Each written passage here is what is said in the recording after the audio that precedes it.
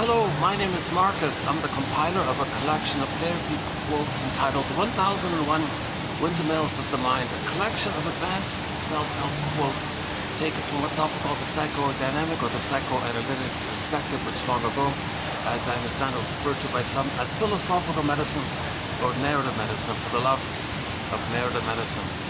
And we have 62 topics or chapters in this encyclopedia of quotes, 10,000 now, and we're always adding new quotes to each of the topics. One of the key topics is psychological interpretations and myths of fairy tales, and we're currently sort of discussing the Maiden King story as told by Robert Bly and his colleague Marion Woodman. They got a thick book on the fairy tale, a little tiny fairy tale. It took a whole book to interpret it. Some key images. It's a very helpful fairy tale. So we talk about, the pin in the collar when there's trauma and you feel flat and you want to go on the journey, face Baba Yaga, and see if the firebird can come up and the pin pops out. Okay, that's the sort of the basic idea of trauma. So what we're trying to deal with here, why we have these quotes, because when we say know thyself, we had an authentic self, a beingness, a home within quality, the midnight blue, the yin. Okay, we live to the extent that we have this maiden king, this beingness, and that's what the king is, the kingly quality. The doing comes from the being, hence the phrase maiden king. The maiden is a symbol for your beingness, and if you have your beingness, your embodiment, okay, your ontological self, your sense self, your home within the body, your body like that, you're naturally ethical. You have your golden ball.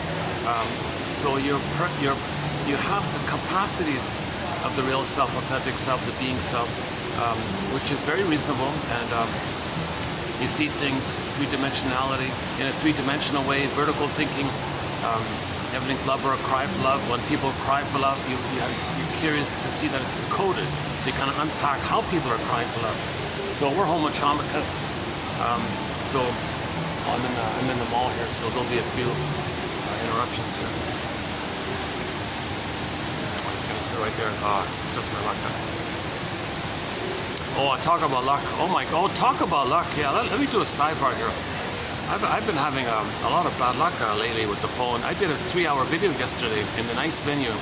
Son of a gun, my phone suddenly overheated and shut down. I lost the video. So I'm having this tech issue. Let's keep an eye on the battery here. Okay, it's starting at 50%. I'll know in a minute if it's gonna go up or down. My goodness, what a pity. I did a very good video yesterday in a nice place on the 4th floor with the view there of the tree and all that. We had 3 hours straight through, and what a pity. I really feel,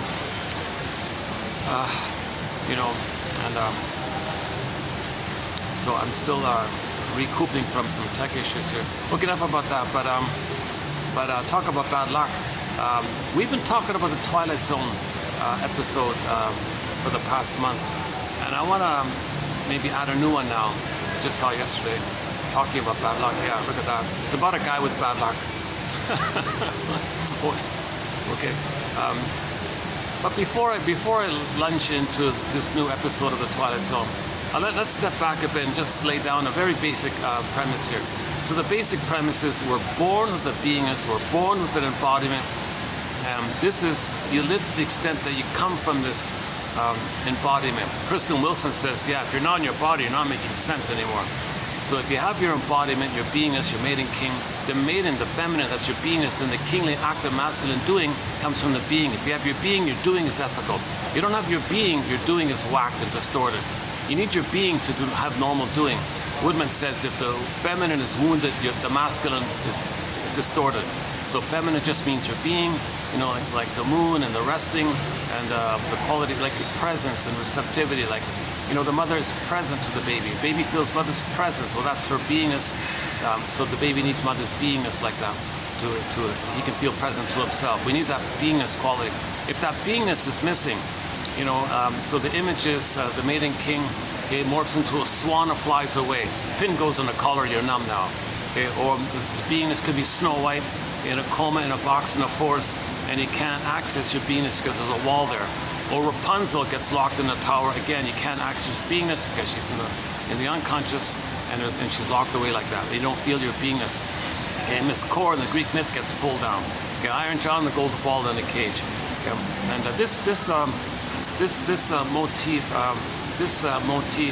of losing your beingness, it's kind of lost. It's lost to you. It's not completely lost, but it's lost to you. You don't have access to it.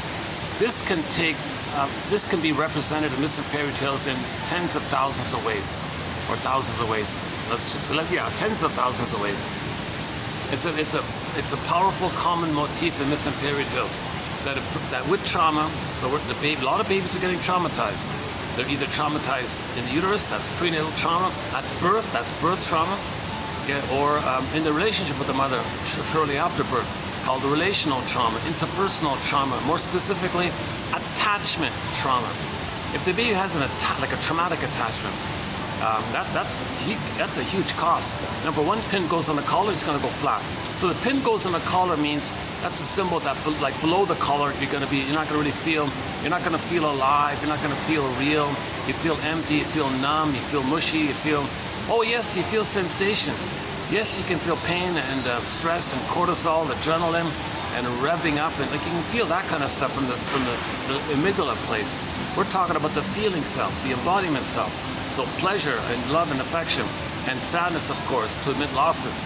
You see, you need a beingness to admit losses. Like you say, I experienced a loss. That was a loss for me. There's got to be an I there. I feel sad. To feel sad, there needs to be an I, like an authentic I. If the person doesn't have an I, they can't feel sad. That's called complicated grief, aggravated grief. The derailment of the grief process leads to pathological nostalgia or melancholia. And melancholy means you can't admit the loss because it feels like you're losing yourself. So you can't admit the loss because you are the other person. So you can't do it. That's called melancholia. So you got this really, and from the pain of it, you do manic things. So you externalize it and keep busy, like that, to make you unaware of the pain that you can't admit the loss. But you need to admit the loss.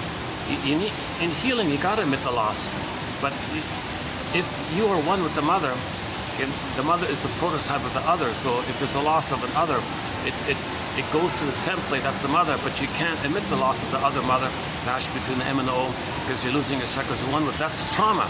The baby's one with the mother, didn't get enough love to separate, differentiate, be distinct from, be different from, and have his authentic self. Then he can feel sad, I mourn, I can cry, I can mourn, and then all of the joy for which you praise, 100 tears away, then joy can come back. Joy is the main animating emotion, like that. So those are positive feelings, okay, headed up by joy and sadness, and the spectrum there. But that's related to life and living and being in the present or reality and admitting reality. And so there's joy and affection and creativity and tenderness and spontaneity and play and delight. And if you know what's unique about you and you express that uniqueness that you know when you have your beingness, everybody has a beingness, but the Great Spirit likes everybody to have a bit of a uniqueness about their beingness, and if we're conscious of it, we express it. That's what I think Shirley Temple means. The bluebird of happiness is within. That's a pleasant feeling to know your uniqueness which you express. The Masters are calls up, that's meaning in life. That's what meaning means. A path of heart and a pleasant feeling like that. And you're enjoying the present and your reality in the present. And you got curiosity, the wonderment. Play the song Wonderlust by Pavlov's Dog, coming out next year in 2025. Wonderlust. Not wanderlust, wonder with the O, wanderlust. Okay, so we have a being. We're born with this beingness. That's a given. Let's assume that the baby wasn't. Well, if the baby was traumatized, prenatal trauma, then he'll freeze up his beingness in the uterus. He's still physically alive, but he's numb already. So the baby can experience the pin in the collar, and his beingness flies away in the uterus even. So he's kind of born already not very happy or something. He's physically alive, but he's in a swoon, he's hypnotized, he's in a trance, he's numb, he's got endorphins to numb the pain. He might shut down inside, so to speak, and always want to conserve energy. That's the so-called parasympathetic response. It's too overactivated like that. The other version of prenatal trauma is the baby could be too revved up. So he's born with revved up PTSD. He's got to be manic all the time. He's got to blow off steam. He's got to be hyperactive. So there's two versions. When Janov talks about how babies can be born with PTSD, he refers to those two models. In normal development, we are able to do the yin and the yang, okay, the midnight blue, the cherry red. We have a flow between the yin and the yang. Look at the Tai Chi symbol, the yin and the yang. There's a flow like that, the curvy flow in a circle like that, yin and yang. That's one way I think we can apply the sympathetic, parasympathetic. So it's meant to be a natural flow, just like day and night. Okay, like daytime, nighttime, and then sun and moon. There's a natural kind of flow like that between the being and the doing. So that's it. For the person, it's kind of like the active sympathetic doing, and the resting being's parasympathetic like that. But if there's trauma and the person's set, frozen, stuck, constricted in one, that's the issue. It's not meant to be like that. There's meant to be like a kind of a flow. So some people might be kind of always laid back a little bit. So these might be very easygoing people, kind of. They're uncomfortable really with too much exertion because they're always conserving kind of thing. That's like protecting themselves. That's a way of trauma. We just shell up a little bit. Or the other version is the system sets into the other side called the sympathetic stress response, and that means they're all revved up with no place to go. And that's also dysfunctional because we're meant to live life with a natural flow between resting and doing, not always kind of resting and not always kind of revving doing. Okay, that point, I got to update that kind of point. So I wasn't planning to go there, but so that's a little question mark on my end. I got a work of progress. I just kind of learned that idea about the sympathetic, parasympathetic. I'm just experimenting with that kind of idea.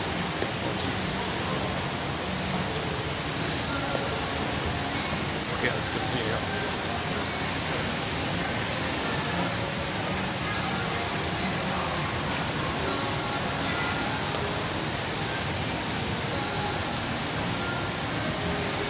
Just noticing the cleaner here. I was thinking to myself, is he kind of, he's pretty balanced. I think he's pretty balanced. He's not too manic in his behavior. He's not too take it easy in his behavior. He seems to be kind of in the middle, that guy. He's doing it sustainably. Okay, sorry. That's I want to lay down the premise first before we continue. So, I gotta keep checking the battery. Let's see. Okay, 52. That's a good sign. So hopefully this time it'll hold up. Son of a gun. I've learned something new. Anytime the battery's draining while I'm talking, I better just stop the video and do a next part reboot or something. Something new. Something changed in my phone. I guess I had to reset the thing and everything's whacked down. Actually, they've got some kind of company function just behind me, so it's a little busier here this time. Okay, let's set up the foundational premise here. That we're all born with a beingness and embodiment. That's our authentic self, our true self, our real self. Okay, and with that authenticness, you got the golden ball, the pleasant warm feelings, like the sun, it's warm and radiant. The golden ball is a symbol for the pleasant warm feelings. So when we have our beingness, I feel therefore am. We live to the extent that we feel. And we need an amness to feel pleasure. We need an amness to feel sad, like an authentic amness for the primary feelings of the beingness in the present. And that's the natural state of affairs. We're meant to feel at home within and body within. And when you have that natural beingness, okay, you're naturally ethical and moral and virtuous when you have your feelings, because you feel others, you understand others, you feel yourself, you understand yourself. So we're naturally in the state of all being one big massive family. We're all cousins in this one massive. Everybody has 8 billion plus cousins, Jane Elliott says. We're all cousins, technically speaking. On average, maybe 30 to 50 times removed. But we're all still from that big massive family when we transition from Homo bodoensis, one theory, to Homo sapien. And only one hominid, that's the point, only one hominid grew the cortex. That's the sapien, us. And then we spread around, and then while we were in different places, we traumatized ourselves in different places. That's a different story. So there were trivial biological variations due to sun exposure and diet, maybe.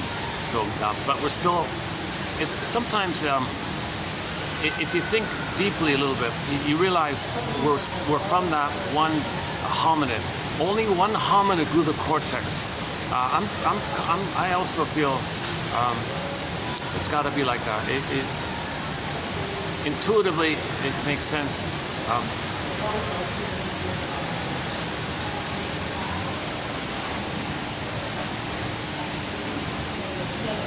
So I don't buy the theory that some people came from different hominids. I don't buy that. I don't buy that. I don't get it. So the theory is, so the basic theory as I understand it, to be updated, is that before Homo sapiens, our earlier version of us, okay, so we became Homo sapien from our previous state called Homo bodoensis. Homo bodoensis kind of looks like us without the cortex. And then it took us, an earlier version of us, about 1 million years to grow the cortex. So let's have some evolutionary appreciation, evolutionary gratitude for us for growing the cortex. Let's thank ourselves. Let's thank our earlier selves. Let's appreciate that kind of thing. So then that took place about 150,000 years ago, or whatever it is. We grew the cortex, and this took place in the Congo or Ethiopia or somewhere in the Nile. Eliot says, read the book, The Nile Valley Contributions to Civilization. And she says it was all kind of there. Spirituality, medicine, architecture, buildings, irrigations, it was all kind of there way back then, before everyone else. Look, but anyways, 100,000 years ago, we spread around. So things spread around. Okay. So then we spread around like that. And then when we settled in different places, okay, then we kind of settled in different places. But over a period of 100,000 years, or whatever it is, 100,000 years, let's say, there's bound to be trivial biological variations due to constant exposure to sun, diet, lifestyle maybe. There's going to be some superficial variations. So in the colder places, less sun, the chemical called melanin, which is responsible for the color of your hair, eyes, and skin tone, it's going to adjust based on how much sun you're exposed to. So in other words, some people lost a tan, something like that. Some people stayed in the hotter places, so they maintained the regular melanin level. So no one has black or white skin, so forget about that nonsense. Melanin is a degree, there's a degree of melanin in everybody's skin on a scale from 1 to 6. So on the highest end, it's a shade of brown. On the lowest end, it's a shade of beige. So everybody's got a shade of brown or a shade of beige tone of skin, no white or black. Eliot says, yeah, technically speaking, since you're talking about melanin, you could even argue that a shade of beige is a shade of brown. So we all still have a shade of brown. Now, if somebody has a shade of beige and they look kind of palish, well, that's because trauma, the blood might go down to protect the vital organs. So they might look more palish because of the stress of the birth trauma, or if there were procedures inflicted on people, that's another kind of trauma. Then the blood rushes to protect the vital organs or something. So they might have a poor blood circulation or something like that. Cold hands and feet, maybe like that. I'm not so sure about it. But no one's got white skin or black skin. So we all have a shade of beige or shade of brown, depending on how much melanin there is in the skin. And then, eye color and hair.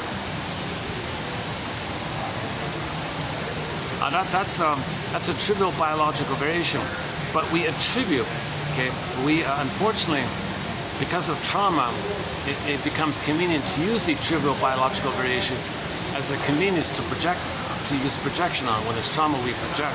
So, I didn't plan on doing this topic either.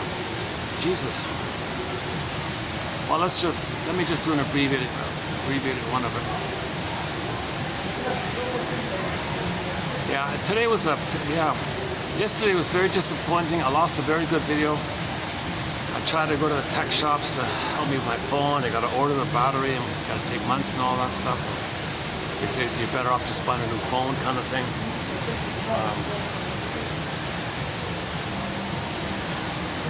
I want to get the same brand that I have. This brand's I'm using an Honor brand. Excellent phone.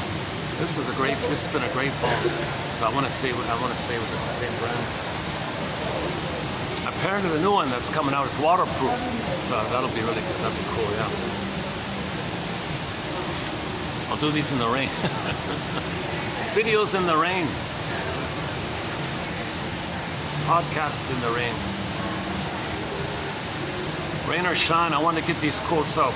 These are valuable quotes, they're clear, they're informative, but the odds being that 1 out of 10 will be of help. Okay, so I'm not a shrink professor, so these quotes are going to be clear, informative, helpful. The jargon is kept to a minimum, easy to follow, easy to understand, so I feel like with all that filtering going on, it's bound to be that 1 out of 10 will be of help to anybody, kind of thing. I'm pretty confident those are the odds that we're looking at. And so if you can find 1 out of 10, I think I think personally that's equivalent to a musician having a hit song on an album or CD. Of 10 songs, if one's a hit, it's a success.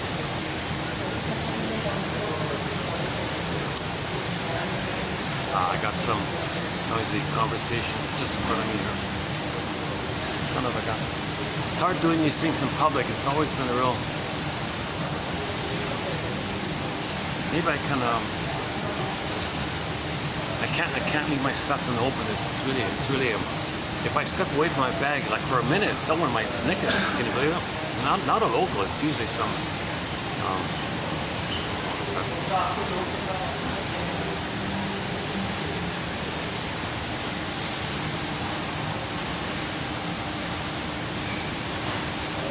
Now, locals are friendly. They're really polite, helpful, hospitable. If there's any kind of like awkward problems, it's usually with the tourists or the expats or something like that. It's funny about that, eh? Like you walk on the street, you know, if there's like some kind of adversarial mindset taking place, it'll be with the visitors or the foreigners.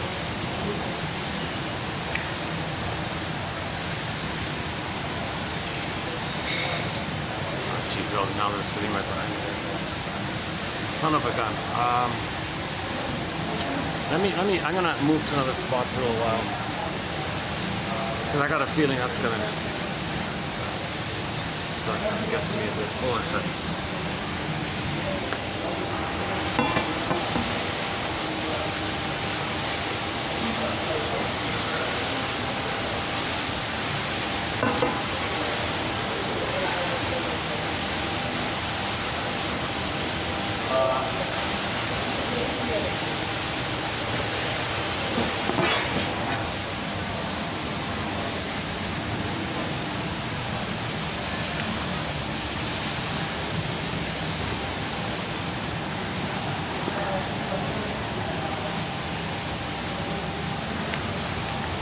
Okay, would this work? Let's see. Would this work here? Let's try this for a bit.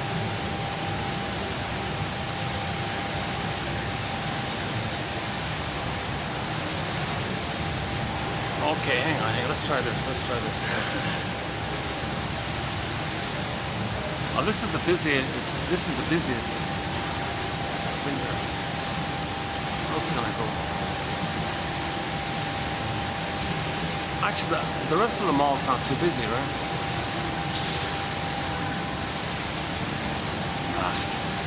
Son of a gun.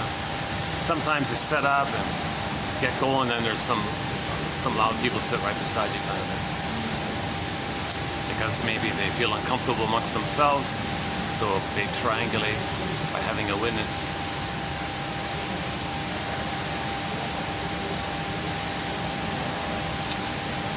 Yikes. Okay, let's just, as an experiment, let me try this one.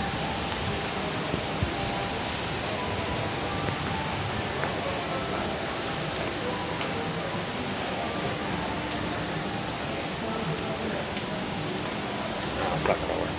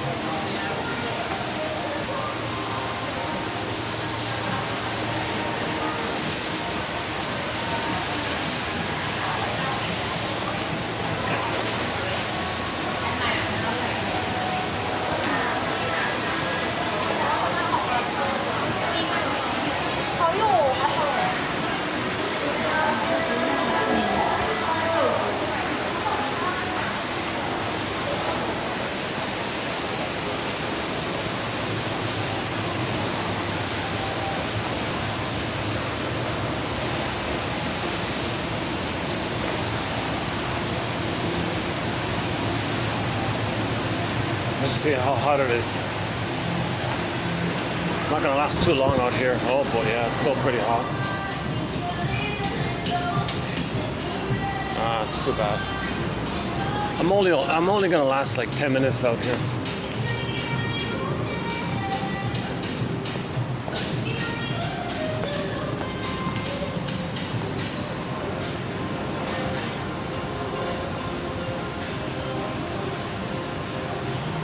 That's it.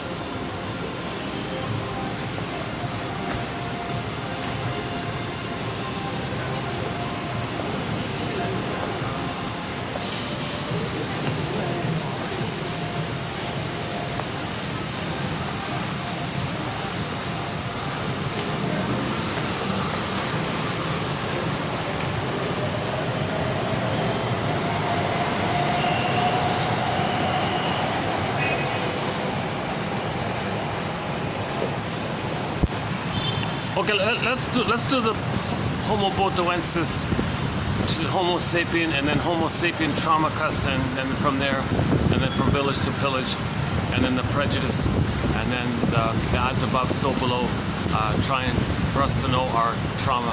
So what we do outwardly is a reflection of our inner state. That's a 7.5-hour video, but let me figure something else out.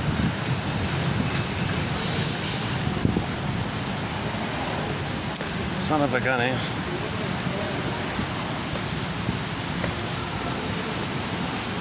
Well, let's talk about the bad luck one. Go about here.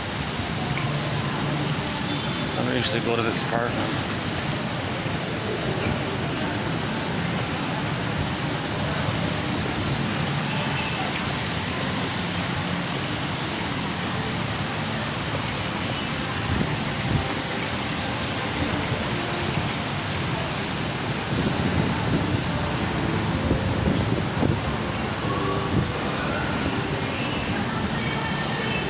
Hey, what about here? What's this? Let's try these chairs here. Hold on a second. Well, I didn't notice this before. Okay, let's try this for a bit. Yeah, my goodness, I never saw this before.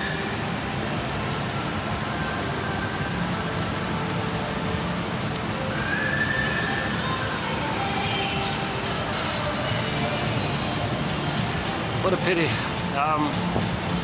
Yesterday was such a good video. Yeah.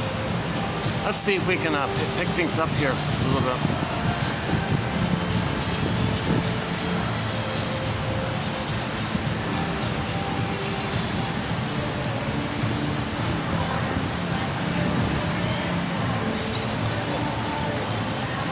Okay, yeah. To be fair to the topic, let's save it for another time about the Homo botoensis transition to Homo sapien, Homo traumacus. And we've been in this loop where the sociological reflects our inner state, which perpetuates the sociological, which is perpetuating with the psychological, and we're reflecting in the sociological because it's coming from the inner state. So the outer is a reflection of the inner state, as above, so below. And if the inner state is traumatized, then our doing is going to reflect that. So if the mother didn't love us, then we don't love outwardly, kind of, because others are us and we don't love them. Called identification with the aggressor. Things like that.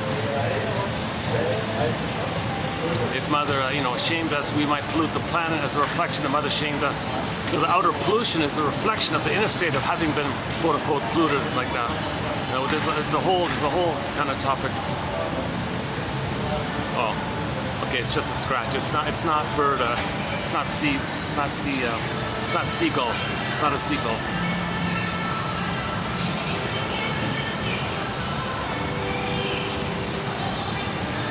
Okay, let's try this stuff.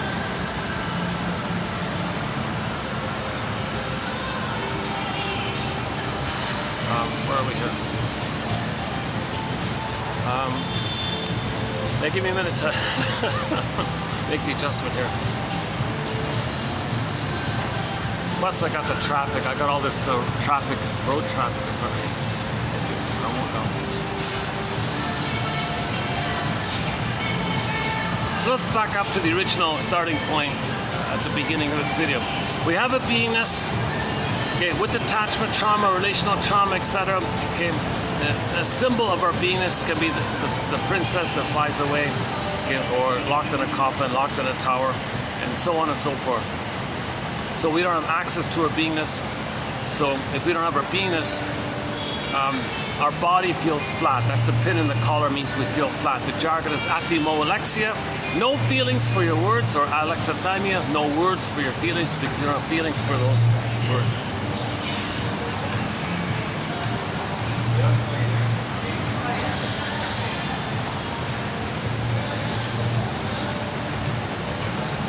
I would say that group is in a kind of sympathetic mode. They're a little manic, busy, walking quickly, they're a little bit intense, something like they're like chasing something or running away from something.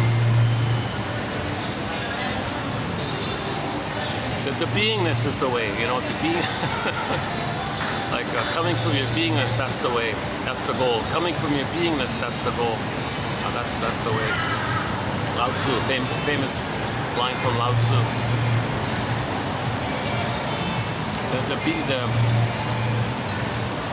The beingness is the goal, right?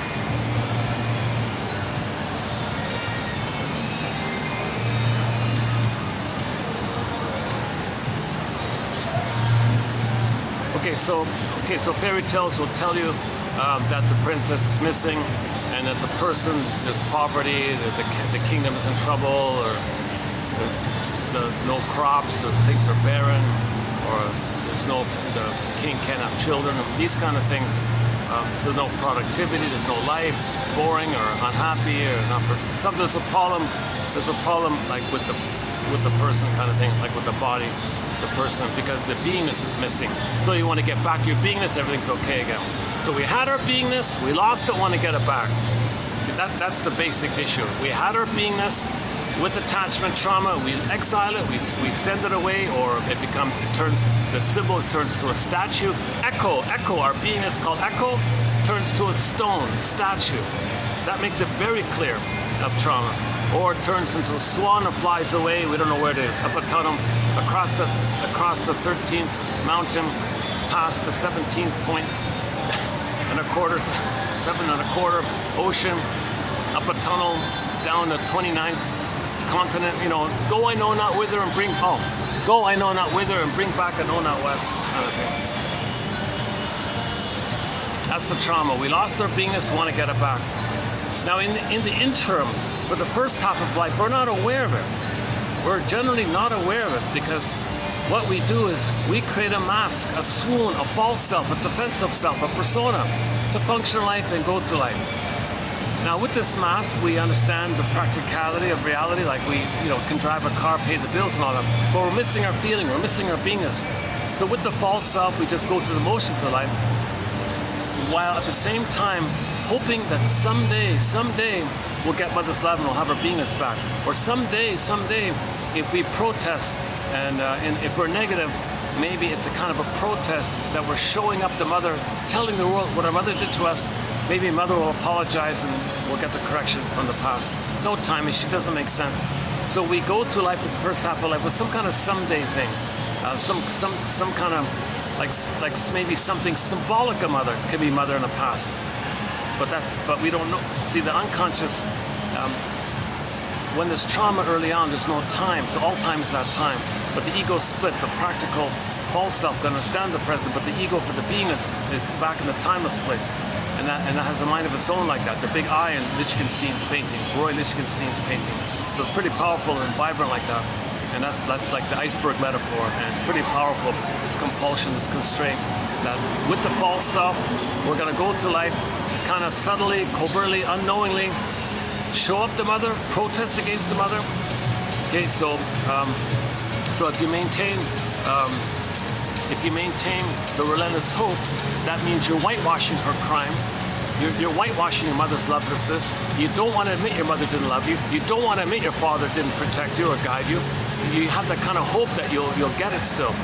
So now that's one kind of point like that. So in the first half of life, we use the false self mainly. and it's like a sponge. It makes us unaware, or buffers the pain of loss of the true self. So it's a pain to lose the authentic self, a huge pain. Look at the sarcasm image in Inside Out 2, like sarcasm, that gape like a, the person can't, there's no beingness, there's a chasm in the soul like that. That image is kind of painful to even think about it. So we put ourselves in a swoon, we go around it, across it, we can't like step in it kind of thing. Dickinson says, yeah, if you do step in it, you're in this readiness to try to heal and get back your beingness.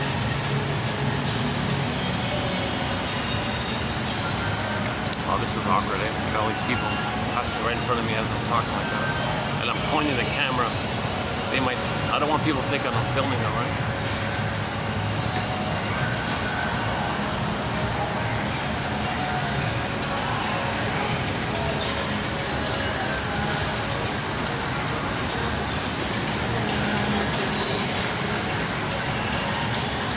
Starting to sweat already, yeah. We got some quotes on sweating coming up, so yeah. In this video, actually, ironically, yeah.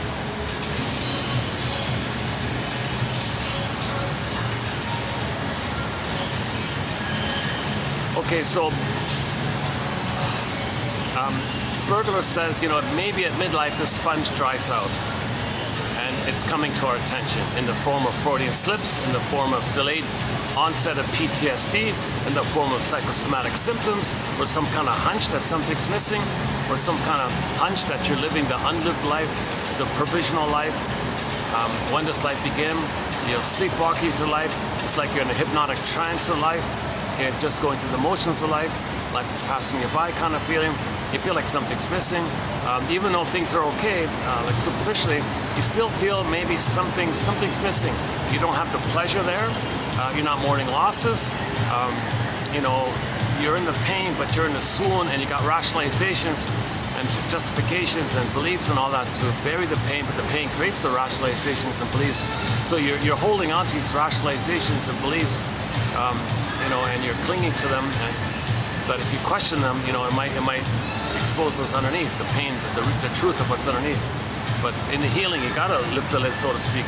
And at midlife, you're ready to lift the lid. At midlife, you're sort of you're in that developmental task to lift the lid and get your beingness back.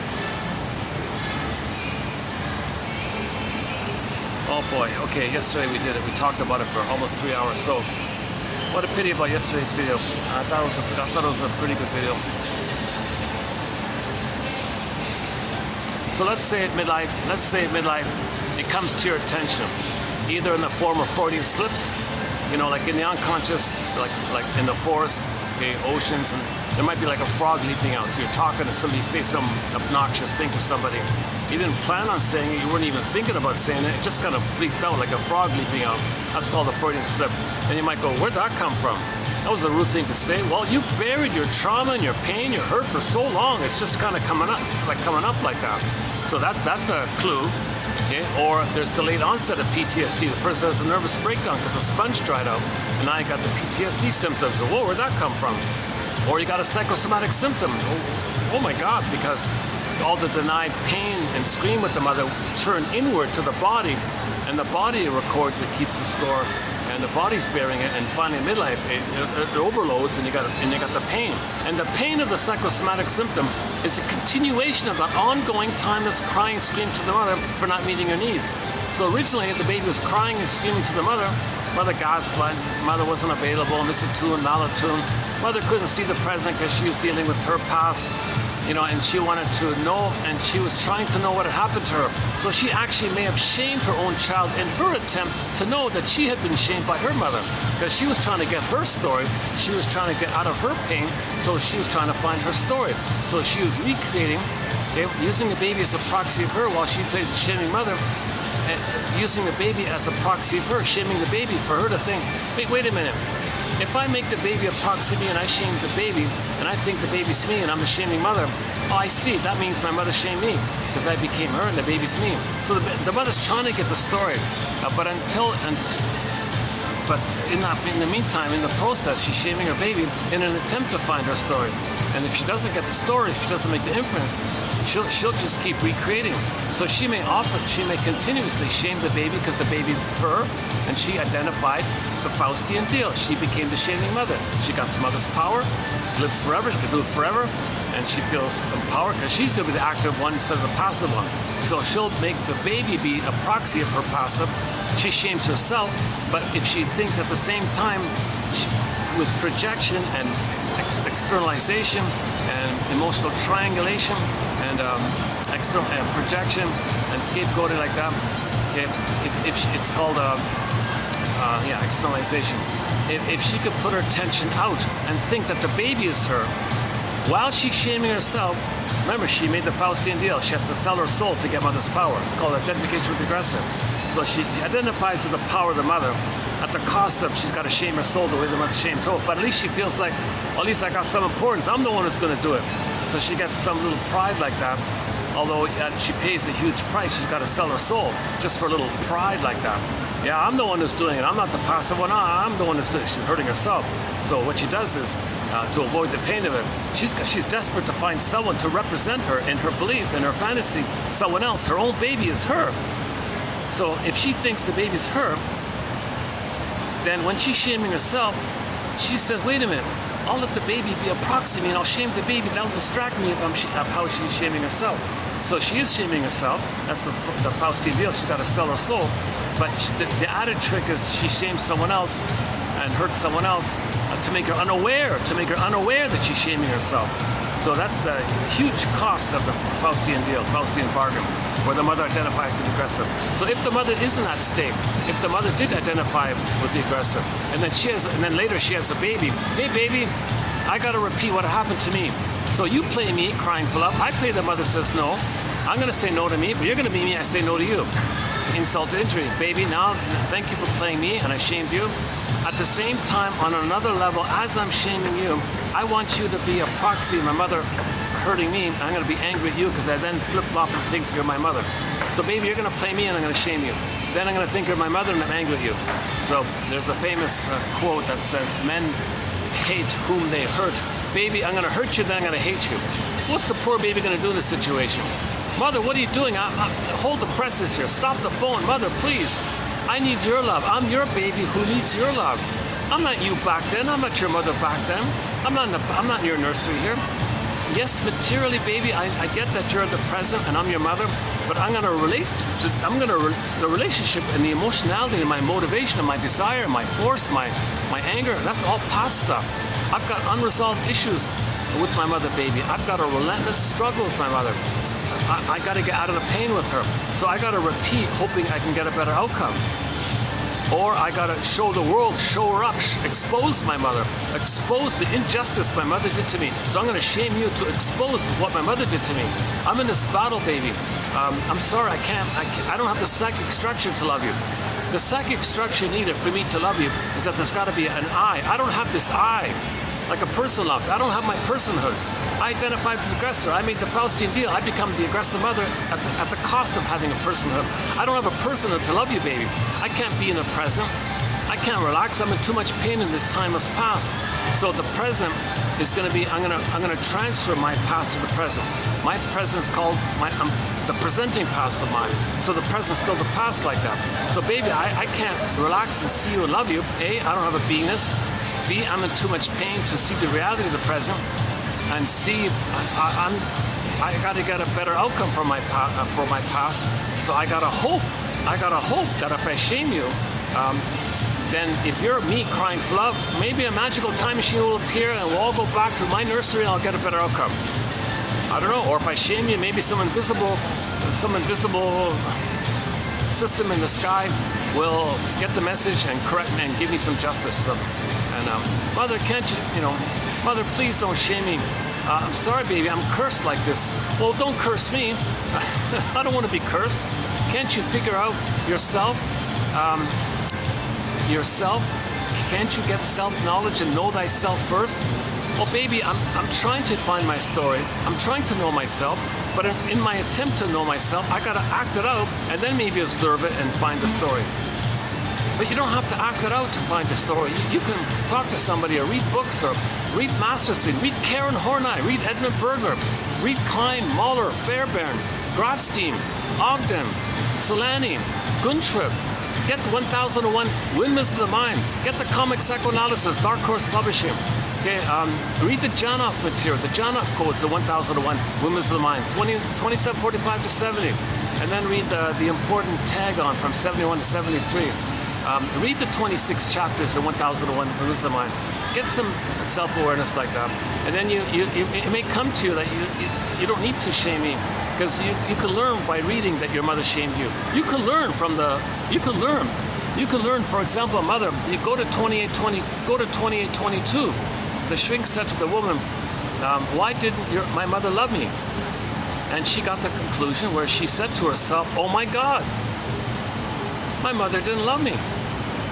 So when you admit something and you're sad, you get your identity. And when you get your identity, you can love. So sadness can help you get your identity. Mourning is the pathway to development and growing up. So you mourn, you got to get the story. To get the story, you got to find the story. That's called honoring your parents. When you get the truth of your parents, then it'll help you to call a spade a spade. You got to call a spade if you're going to heal. If you're just imitating the mother, you're denying the crime. You're whitewashing her crime to you. You're whitewashing her lovelessness, her double binding, her gaslighting, her misattunement, her malattunement. You still have this kind of strange hope that imitating her and treating me the way she treated you, somehow you're going to get mother's love in the past, or you want to parentify me and you want me to be your mother and I'm going to mother you. You have this kind of crazy hope like this unrealistic, relentless, crazy hope like this.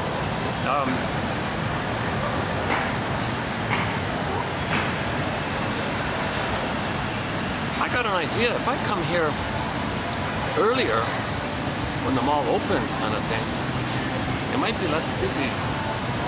Yeah, that's a thought. I never noticed this bench here. I've got traffic in front of me all over the place. But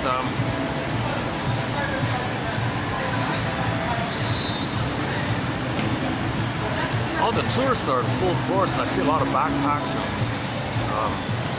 a lot of travelers.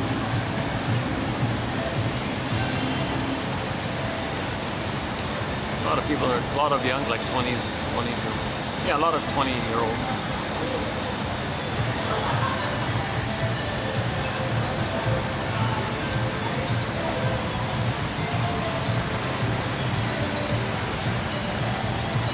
Now, let me wipe some sweat away. Hold on a sec.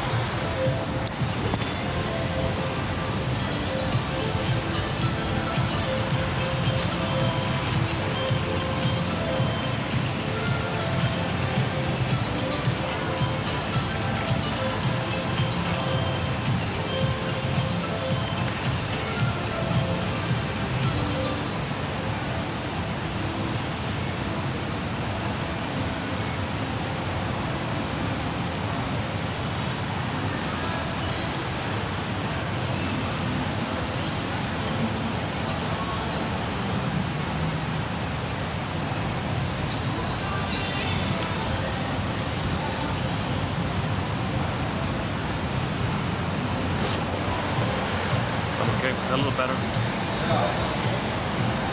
Do I look a little more presentable?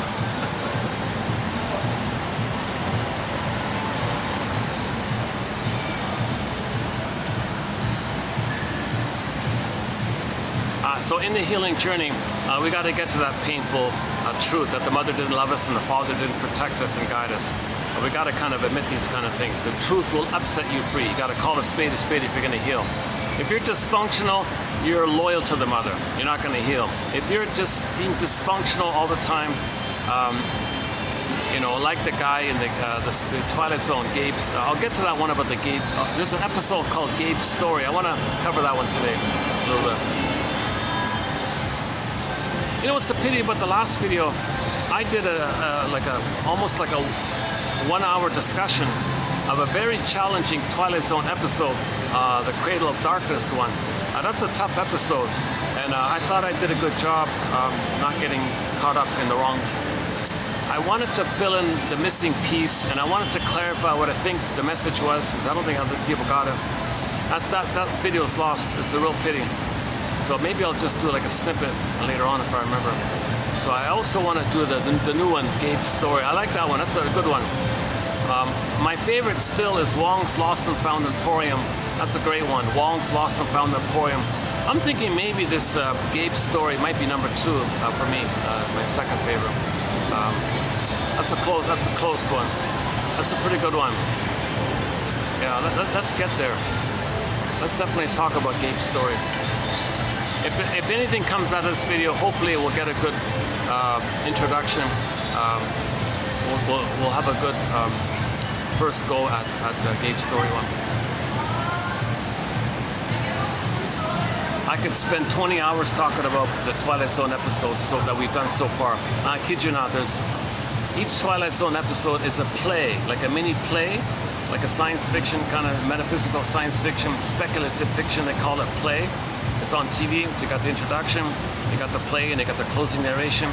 Like what they did in the old plays, somebody came on stage, told you something, and then they played, then they gave you a little moral of the story, like a little lesson like that. So it's kind of like a therapy, kind of, it helps to make you think and reflect. It helps you to know yourself. So these Twilight Zone episodes, geez, they're gems. They're really good. I would say maybe 1 out of 10 in particular. So maybe 1 out of maybe like, I don't know, maybe 30% are real duds, and then another 6 are kind of in the middle. Now I would say it's in 4 tiers. You got the really stellar ones, the top ones like Memphis, the one about the Doberman Pinscher, To See the Invisible Man, Wong's Lost and Found Emporium, Gabe's Story, and a few others. They're really like at the top tier. Then you got some kind of middle ones that are okay, interesting or something, but you don't really remember them too much.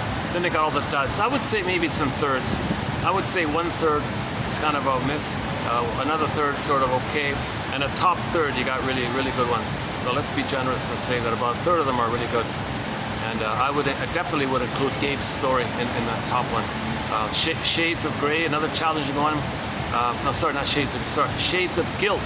Shades of Guilt, that's a very good one. That's in the top third, Shades of Guilt. A tough one to watch, a very disturbing, kind of shocking one. But in terms of, it teaches you empathy and compassion, courtesy of the Twilight Zone, of course.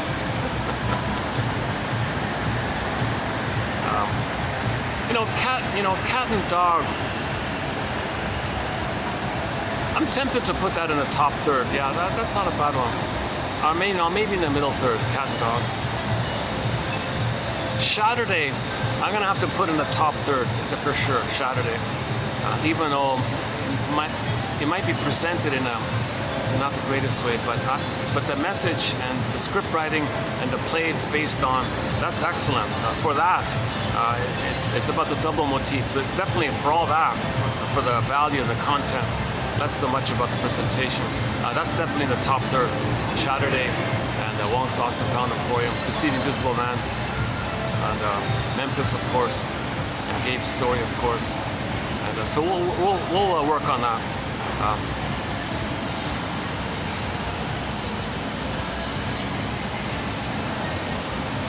Where was I before the kids passing me by?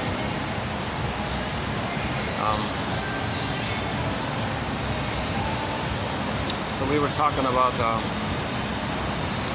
that we gotta face the truth, that our mother didn't love us. That's a very disturbing thing.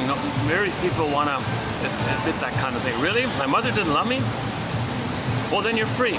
You don't gotta try to still save her. You don't gotta try to cajole these memory voices of hers from another eon, from another time. Like what you're dealing with now is not the mother anymore. You're dealing with these memory voices in your mind called the freezing parent construct, the aggressive parent construct, the memory voices from the real voices from another eon, from another era kind of thing.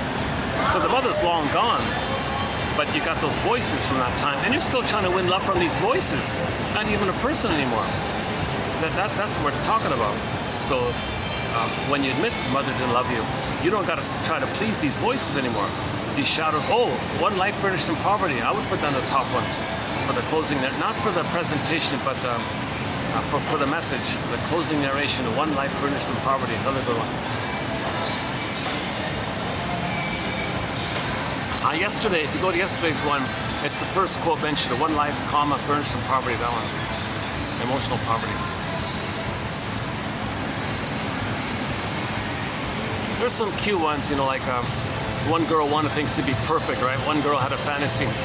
Like she was kind of not a very, she was a kind of a bitter kind of young lady herself, and she didn't want to look at her. She didn't want to look at herself. She just said, I want things to be perfect. I want a perfect husband. I want perfect kids. I want a perfect dog. I want a perfect house. I want things to be perfect. Okay, so sure enough, things around her started to become perfect. Okay. Now, because she wanted everything to be perfect, she disappeared and another woman appeared to fit the perfect plan of hers. She couldn't be in it. Be careful what you wish for, kind of deal. You want a perfect life? Okay, here it is, but you're not there. A perfect woman will take your place.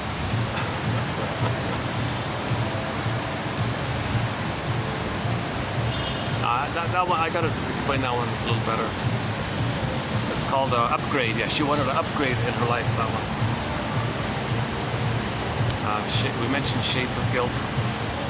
Oh boy. Okay, so let's go back to the original premise. So we had a beingness, okay, however you want to symbolize it. The symbol shows you it's frozen, petrified, turned to stone, missing, gone, away. You want to get it back. We had our beingness, it went away, or it's lost, or frozen, want to get it back. Okay, now this transition of identifying that it's lost, that you got the pin in the collar to feel flat and it's missing, this point, that begins the second half of life. Now you begin the second journey of life, the hero's journey, the midlife audit, the midlife examination period. The shrinks call it adult development, where you look at your original development and update it, so to speak, and more identify more, and so you can pick up, so to speak, and pick up where you left off, kind of thing. So this begins usually like in the late 30s or early 40s, or it could be 50s. There's no fixed chronological time. It's whenever you realize the pin's in the collar. Then it begins. Now it begins. And typically they say it's 20 years. The Odyssey was 20 years. Robert Bly said it took him 20 years from 35 to 55. Typically people say ballpark. It's about a 20-year kind of phase of life where you don't want to go back to your false life anymore. Because the sponge can't keep the pain down. So you gotta get the truth, and you gotta get your beingness, and you gotta mourn and get your beingness. Otherwise you're stuck with the old pain, and you got more defenses, so you gotta bury the pain, you gotta be more manic to bury the pain, you gotta play whack-a-mole with your symptoms and bury the pain. You're gonna become a bitter curmudgeon if you do that. You're gonna become a stinger, a grumpy, bitter curmudgeon if you do that. Because you can't mourn, you don't have pleasure. You're going to be irritable because you want to control every micro little thing to not feel that something didn't go your way, which would feel like a loss. Every little micro loss would bring up all the unprocessed losses that accumulated in your life. That's a snowballing effect. Then that leads to the kindling effect, i.e. the curmudgeon effect.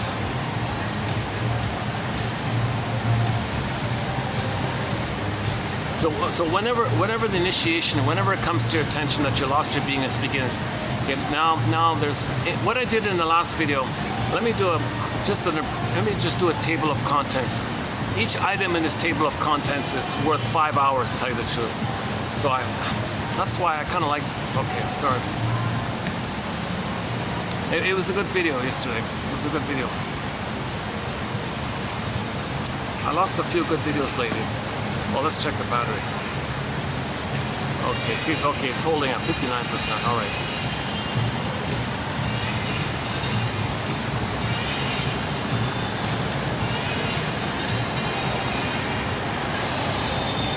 It still could theoretically overheat and shut down.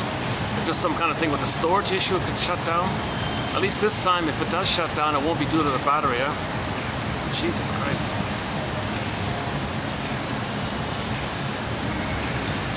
Yeah, why am I telling you about this? Okay, let me do the table of contents, and in another video, I'll flesh it out more fully, more clearly, and try to have it more sort of set in one go kind of thing.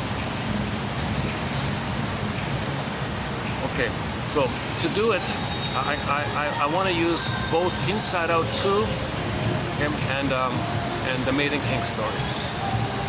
So I want to kind of fuse those two a little bit. Oh, and Saturday, sorry, and Saturday. So I want to kind of synthesize the three models of the healing journey that we have here. Well, three of the many, but I want to try taking those three and see what happens. So let's just quickly outline the three first. Okay. So let's start with the easy one, the Saturday one. So the Twilight Zone episode called Saturday. Okay, it's based on a play, and the author said, well, the healing process, the healing journey, this second journey, maybe we can divide it in 7 parts, he said, and maybe we can name these 7 parts after the days of the week. Someday, moan day, Tuesday, wound day, thorn day, free day, emancipate your freedom day, and Saturday. The false self finally shatters away, dissolves away. So you look at, so let's look at this quickly, just as a table of contents. So the first is the someday stuff. We got to admit this someday stuff. So the someday thing means when there's trauma, we repeat, hoping to get a better outcome. So that someday we'll get a better outcome. Someday a magical time machine will appear and we'll get the proper outcome. That's one someday thing. Another someday thing, as mentioned earlier, if you made the Faustian deal and you find proxies to play and you shame them in your protest to show up to mother, maybe someday mother, there'll be some justice that takes place, and a time machine will come and a correction will be made, and your mother will say, oh, I saw the future, oh, I'm sorry, let me do it right. I'm glad I got a second chance. I'm glad a magical time machine appeared. I learned my lesson, I'll do it right this time. Okay, this kind of someday stuff, these kind of someday fantasies that you'll get healed in the past, because that part of the brain doesn't know time, and that part of the brain co-opts your reasonable brain to create excuses to make you unaware about this. So this someday thing, or the someday thing, maybe something symbolic of mother can be the actual mother that was either back in the nursery, back in the past, back at that time. That's something in the present. That's the mirage of mother. That's a dream of mother. Yeah, like a pint of ice cream, or like a bottle of wine, or a handbag maybe, or some fancy car, or something you buy, some material, some goods, some like matter, some goods, something, some kind of symbol that takes care of you, protects you, or some nurtures you, or some sweetness like cookies, or spirits like alcoholics, some kind of symbol of mother. You're distorting things, right? Your unconscious is looking for mother, maybe. So you find something that you might can think of unconsciously. Maybe it could link to mother somehow. So you have to someday hope that something you buy, or something you eat or drink, or something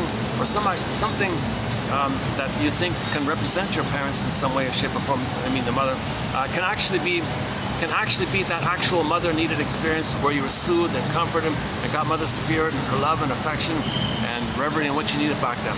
So you got to face this someday stuff. Okay, this someday business. Okay, nothing in the present that you didn't get early on in that critical time can correct that imprint. It's seared in, it's grooved in, it's deep in the brain.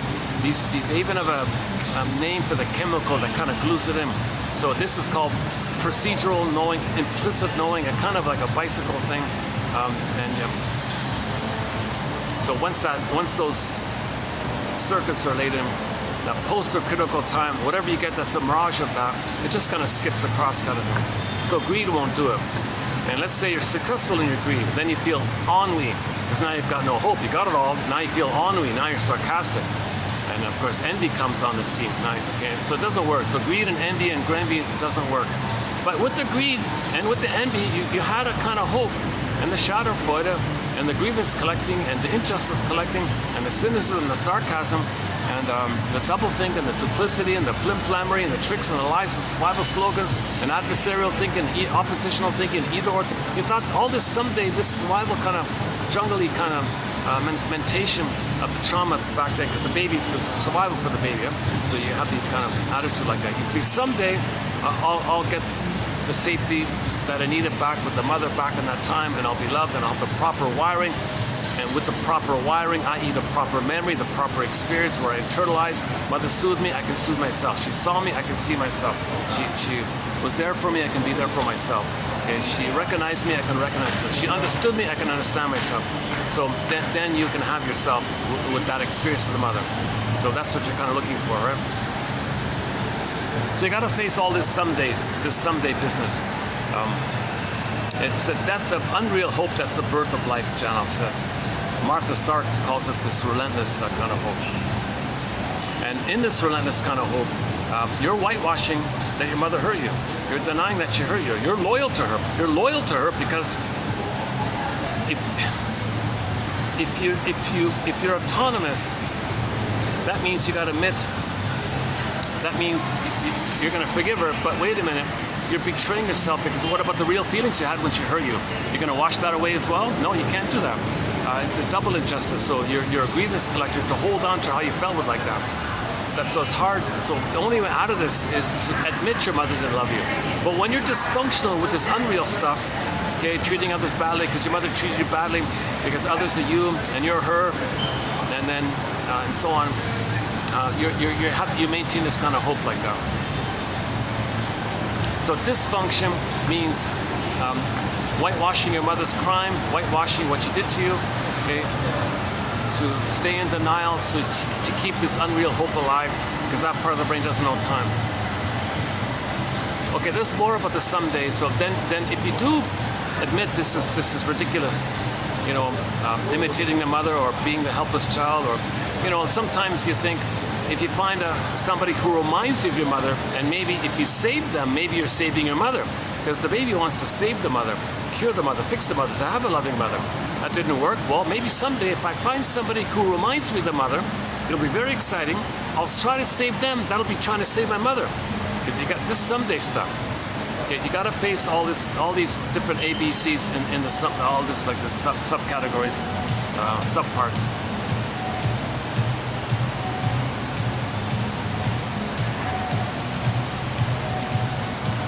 Oh, I see. This is all sort of the smokers section here.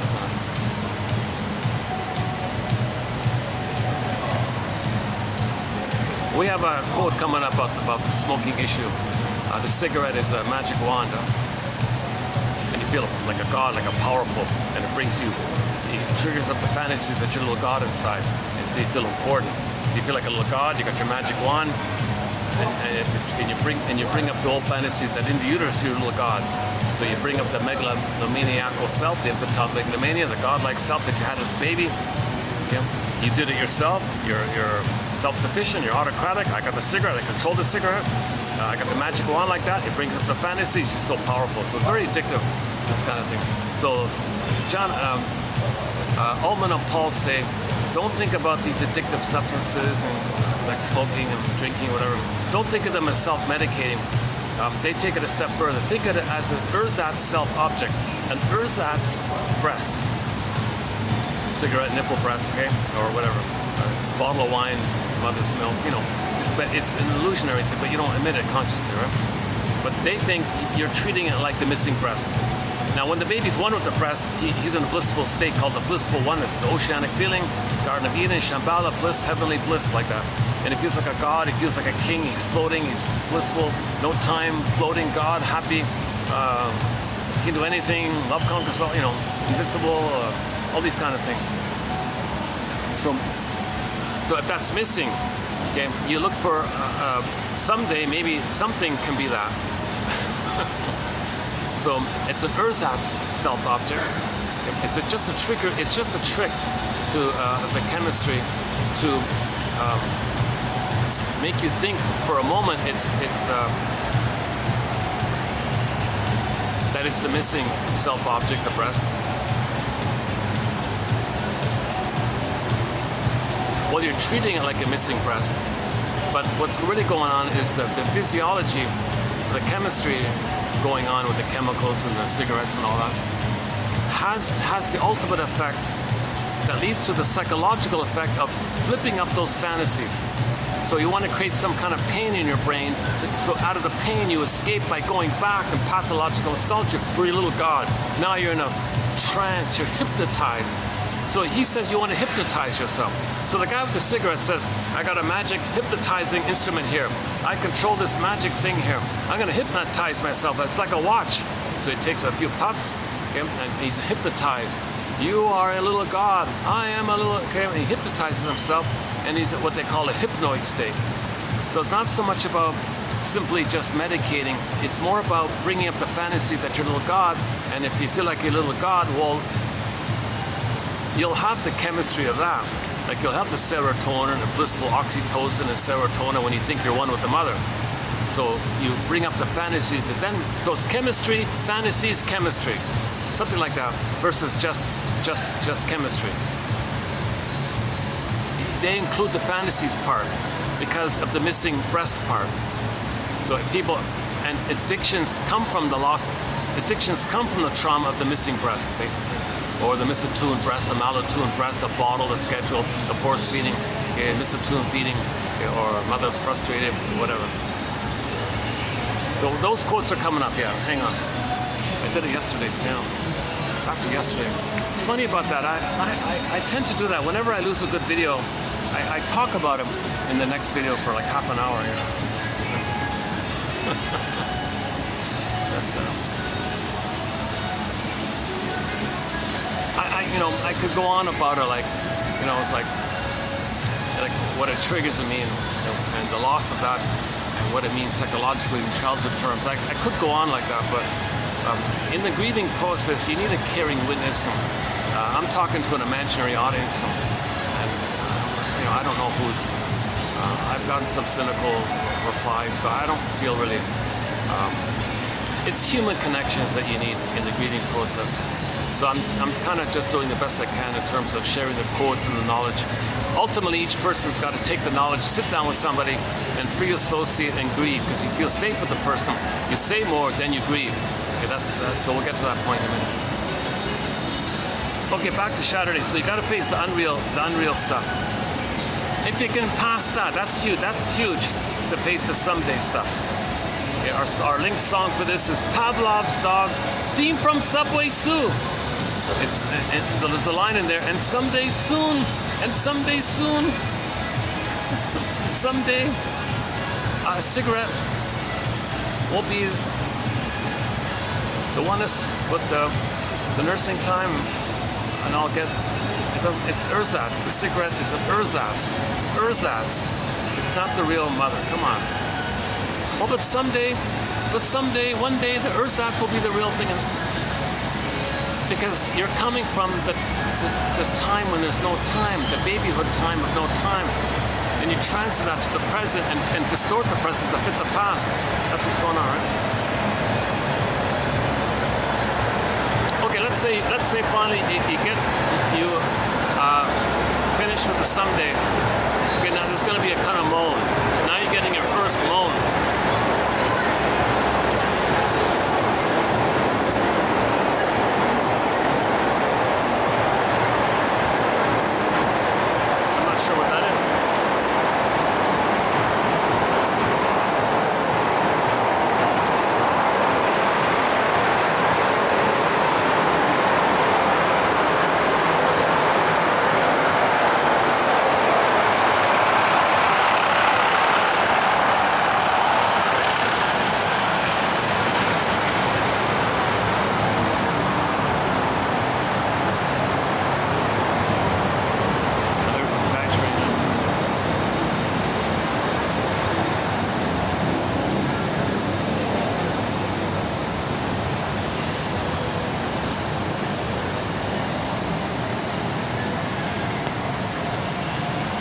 Someday soon.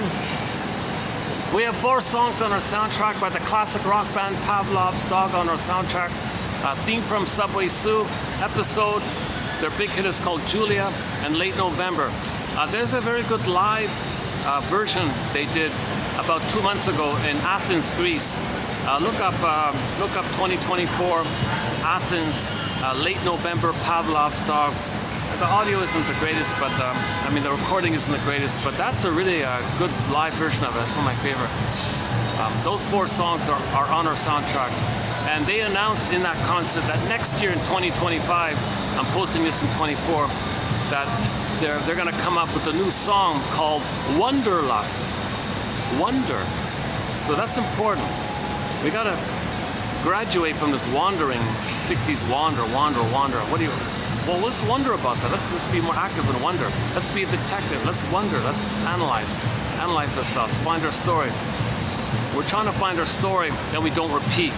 We're repeating this dysfunctional stuff, kind of in an attempt to let us know what happened. So you make the inference of what this symbolic acting out is in reference to in the past.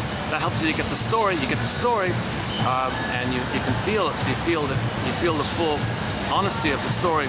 Then you stop repeating. Okay, so after the someday stuff, you feel the moan. So that's a good sign that you're on the track. Now you're feeling your first level of the moan. This real moan, like, oh my God, now what? Oh my God, whoa, now what? No more someday stuff. No pint of ice cream is going to be mother's sweetness. No cookies is going to be mother's comfort and sweetness like that. Oh my God. No matter how many times I put money in a slot machine and be refused, that's not going to translate to mother feeding me properly. Mother rejected me, I go to the slot machine and I get rejected. So, like, that's one example of the symbolic acting out. Baby had a great hope to be fed by the mother. It fell, rejected, right? So how do you repeat that? How do you symbolically, repetition compulsion? We repeat to get a better outcome. Well, maybe, hey, wait a minute, this slot machine, it's alluring and promising. It says you might win all this money. Put your hope in and you might win. What happens? You put your hope in, click, click, click. Oh no, it's a familiar masochistic feeling. You were rejected again, but that's what you're repeating. You hope that when you win that if you win the cash or whatever, it'll be winning mother's affection and sweetness back in the nursery. So you have this kind of someday kind of hope. So you're repeating to know the story. So when you get refused at the slot machine, you're meant to make the inference, wait a minute, was my mother a cold and refusing machine like this machine? Was she kind of cold and refusing like that machine? That's the inference. You recreate, now you can observe and interpret that that's what happened in the past, that your mother was cold and refusing like the slot machine is cold and refusing. It's alluring, enticing, alluring, seductive, whatever, and rejecting. Ouch. Well, that's what happened. The baby had a great hope. It fell. Ouch. Okay, so you repeat that. Hope, hope, ouch.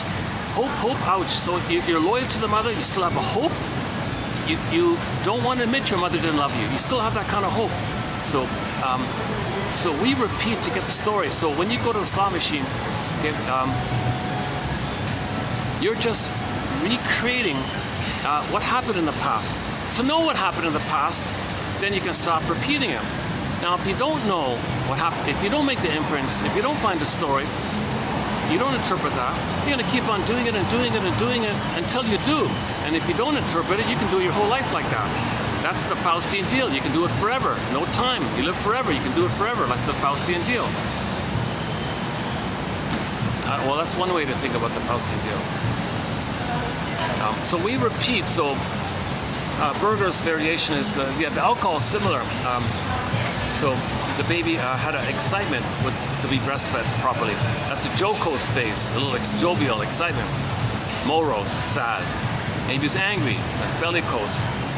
And then maybe with the pain you get the swoon of the endorphins called the comatose, the endorphins. So how do you repeat that? If that's the prototype, if that's the imprint that you're trying to get out of, that's the traumatic script you're repeating over and over again. And you want to get out of it. Well, you got to know the script. How do you know the script? You don't remember it consciously, but you procedurally know it. Your body knows. Your body remembers. It's called somatic memory. Your body remembers. So, and it's trying to make you conscious of it. Your unconscious says, "Hey, conscious, oh."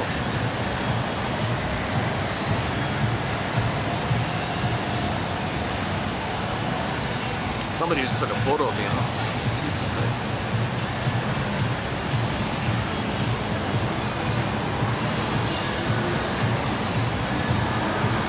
Maybe they're worried I'm filming people or something. Maybe that's what I don't like about this, because like when people pass in front of me, I don't want them to think that they might be thinking I'm filming them or something. So maybe she was like that. Maybe she walked in front of me. I didn't notice her. Hey, is he spying on me? I better film him, because I'll know who filmed. That's a good. Maybe I should. Let me do another perspiration management moment here. Hold on a second.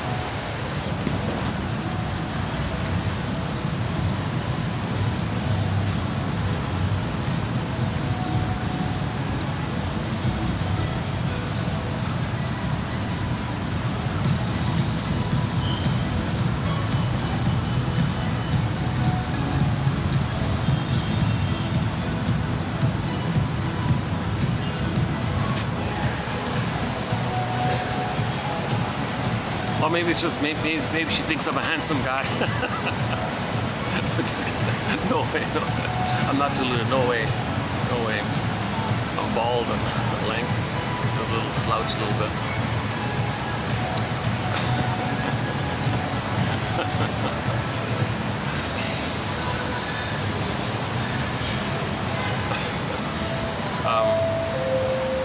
We were talking about someday.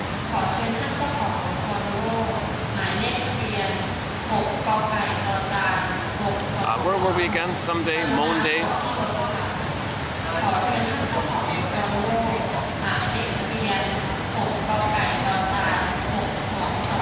Oh, well, let's just keep going then. So someday, Monday. Okay, now you're beginning. You get the moan about it. Okay, now Tuesday. Now you take it. Now you go a step. Now the second task. So what I'm doing now is I'm going to list a table of contents. So in the table of contents of the healing journey, you got to face the Sunday stuff. Okay. The next one is the Tuesday stuff. The Tuesday stuff. That's another tough one. When the baby's in pain, he might think he's being punished. Did he do something wrong? Is he guilty? Now, no time there. He always feels guilty. That means he's always in debt, due to the mother.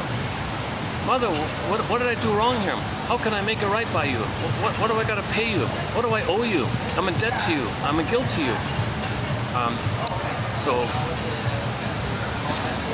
Mother, so you want me to mirror you and imitate you? So you want to use me as supply for you? You want me to make you the center and meet your needs and make it all about you, and you're the center and you're entitled? You want that? I won't have my development. I'll do that. Okay, fine. I won't develop. I'll freeze up my soul, okay, and I'll just serve you and attend to you and try to meet your needs and be the missing mother that you needed. I'll try, mother, if that's what you want.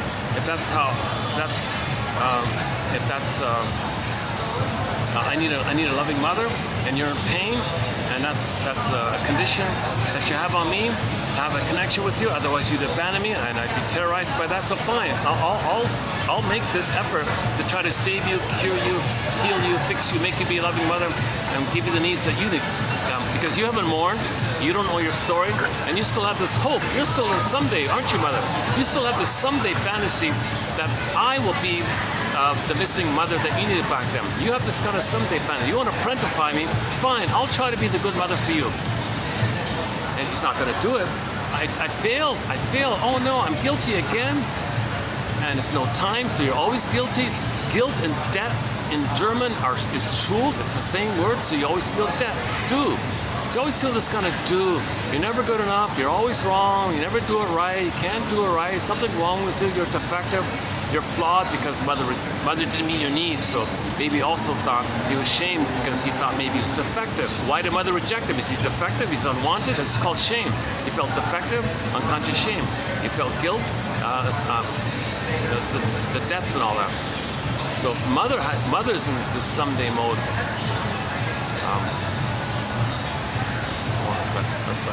Let's reassure. I noticed that fellow was hovering, hesitating to walk in front of me. So when I tilted the camera, then he darted across. See, he thought that's a good example. He thought I might have been filming. And now it makes sense. If he thought I might have been filming him, that woman must have thought that and wanted to film me just in case she sees herself on YouTube and she knows who to blame or something.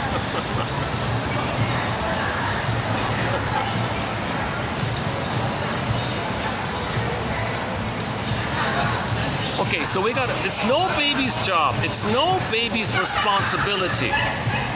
As honorable as it may sound that the baby wants to save his mother, what an amazing hero the baby is. Even if he thinks it's his responsibility, his duty, his love, whatever it is, he can't. He cannot. No baby can fix a mother who didn't get love when she was a baby. No baby can undo what happened to her mother. The mother's impaired, she can't love, she doesn't have her identity, she made the Faustian deal. How does her baby unravel all that for her? How does the baby help her to mourn all that? Healing, there's consciousness. The baby can't speak even. How could the baby speak and help her to be conscious? The baby doesn't have vocabulary even. No baby can do it. It's impossible. So you got to face this dues issue. Now, no baby's born with a sense of guilt, defectiveness. No baby's born, quote-unquote, sinner nonsense. Oh, what a painful thought. What a disturbing idea that someone tells people that. No baby's born like that. That's nonsense. Every baby's born to have a mother. He expects to be loved, to develop, and be himself, and come from his beingness. And from your beingness, your doing is ethical and moral and virtuous, and we're all one family, and you're reasonable like that. So every baby expects to be loved, every baby expects to be himself and have his beingness. And with the beingness, he has the capacity to love. So he was born to love because he's born to have a mother, and he's born to have a loving mother. So he's born to love, obviously. Now, if the mother's impaired, if she's traumatized, she can't do it, then he's in pain. To cope with the pain, okay, he does what Fairbairn calls the moral defense. The baby's in an emergency judge-like situation. Baby's going to be like a little judge with his gavel, like that. The moral defense, like make some kind of moral decision here. Well, mother must be seen as good. I can't know that she hurt me. I cannot admit that she hurt me. Okay, on this point, Twilight Zone, Need to Know. In the Twilight Zone episode, Need to Know, they make this point that the baby cannot know the truth. No way, shape, or form can the baby feel and admit that the mother's hurting him. He can't know it. He denies it, splits it off, separate psychic bin, hallucinates a goddess. Oh, mother's okay. He can't know the truth. He's got to lie to himself. So he makes kaplunk. Mother's good.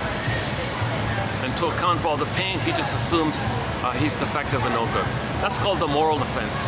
A confusing term like that, I know. I don't like it either. Solani does a good job explaining. Read Solani, David Solani's book, Fairbairn's Object Relations. It's the book with those dolls, the doll inside a doll, the babushka. What do they call those dolls? You open the wooden doll, you open it up, there's another wooden doll, you open up. That's a pretty, the onion like that, inside layer thing. On the front cover, that book by Solani, Fairbairn's Object Relations Theory. He does a pretty good job teaching Fairbairn's theory. I recommend just reading Fairbairn directly. His book is called The Psychoanalytic Studies of Personality, the Blue Book. In particular, mainly the third essay called The Bad Object. The bad breast, basically. The misattuned breast, malattuned breast, and mother's angry. Mother's a stepmother, right? In fairy tales, there's no mother, right? There's a stepmother, meaning the mother's bitter and envious. They call her a stepmother. The dark side of the mother, and the baby's mainly dealing with the dark side of the mother. The loving side of the mother's too deficient. They say she's dead, and so the stepmother's there. That's just the dark side of the mother, stepmother. So most babies have a stepmother. Envious, bitter, narcissistic, etc. And the stepmother wants to gobble up the baby, possess the baby, control the baby, traumatize the baby. She's envious. She wants to devour. She wants to control the baby because she wants supply from the mother. So she uses the baby like that. She doesn't want the baby's autonomy. When Dorothy tries to be autonomous, the witch said, "Flying monkeys, go get her." That means the mother said to the baby, "You're mine. You're the missing breast." When I was a baby, I thought the breast was my possession. You're gonna fill in for that. You're my possession. I own you. I control you. Supply from me. You want to be autonomous? Oh no, I damaged that. Flying monkeys, get her, stop her. Okay. So the mother does that. The mother says, "You cannot be autonomous. You're my property. You got to mirror me, serve me, make me feel present, make me the center. I don't want to feel alone. I want a base there. I want a constant source of supply. I want the fantasy that someday, when you mirror me, that'll be mother's love in the past I needed." So she can't be alone. She feels narcissistic rage and narcissistic injury and rage if the child wants to be autonomous. And then what the mother does is, oh yeah, here's a good trick. With me, against me. Baby freaks out. "No, mother, I'm with you." Good. She rewards symbiotic regression. She rewards the child selling the soul. And the child's going to give up himself to please the mother. She rewards that, but punishes the child's autonomy. Okay, that's what the Wicked Witch in Dorothy's about, right?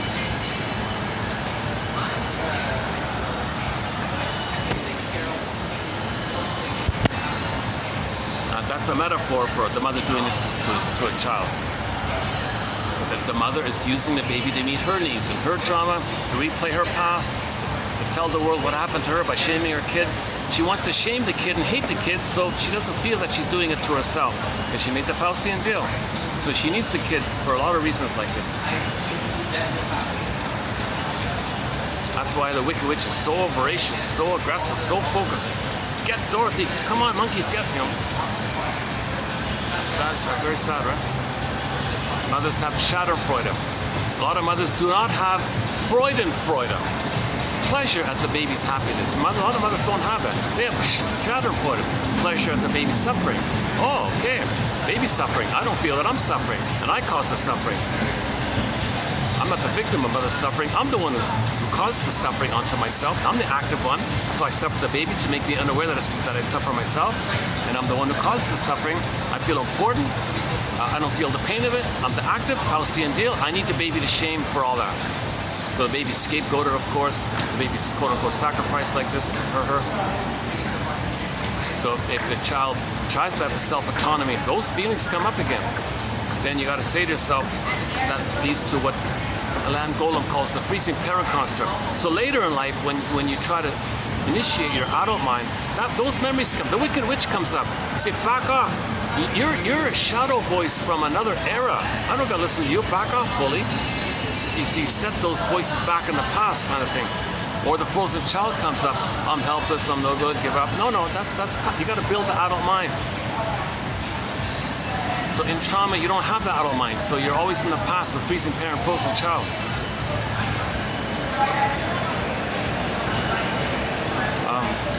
Where are we here? Wednesday. Monday. Okay, let's jump to Wednesday. So Sunday, Monday, Tuesday. We got to get over this Tuesday thing. No, it's no baby's obligation to save his mother. It's not his responsibility, nor his duty, nor his debt, nor his guilt. No. We believe that to survive with the pain. We made that false belief. We created that existential conclusion to deal with the situation, to manage the pain, to organize the pain, to get some kind of sense of it like that. So we thought that. At midlife, you update it. You don't want to live with that with your whole life. That was an emergency by the baby. At midlife, you're aware of it. You have a lantern, you see it, and now you update it. Now, how do you update it? Well, you got to identify it first. Okay, there's more about the Tuesday. Okay, we got some very good quotes by Alain Golem. Go to 2901 to 14. We did 14 videos on the work of Miss Alain Golem from her two books called Unloved Again and Trapped in the Narcissism, Trapped in the Mirror. That one. So the Trapped in the Mirror was her first book, and the sequel, excellent sequel called Unloved Again. I highly recommend getting that sequel of hers, Unloved Again. It's a self-published book through iUniverse.com. Okay, hold on. Let's do this.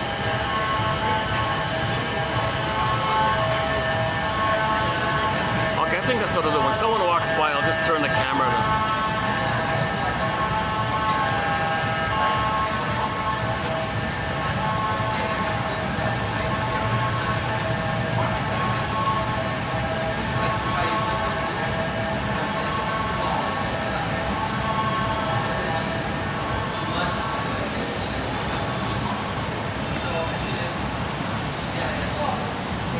Let me do another perspiration moment here. Hold on a second.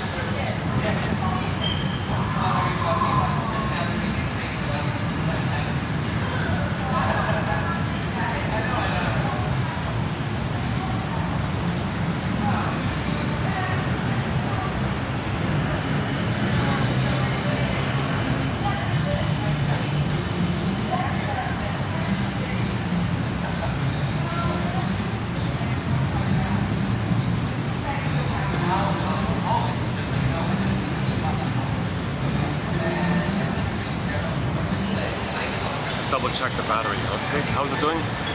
61%. Okay, as long as it's slowly raising up, it's okay.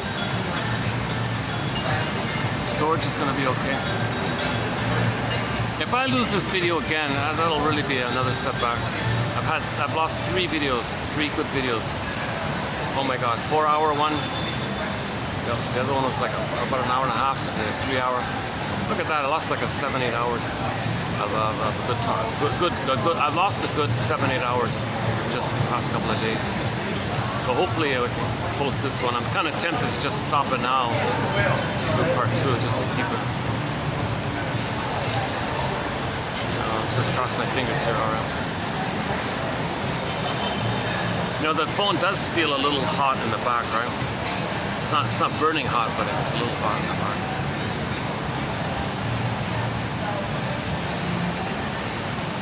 You know, it was all tested. Battery's fine, phone is fine, no malware, no virus. It shows everything's fine all the time, but the thing just shuts down all the time. Nobody can figure it out.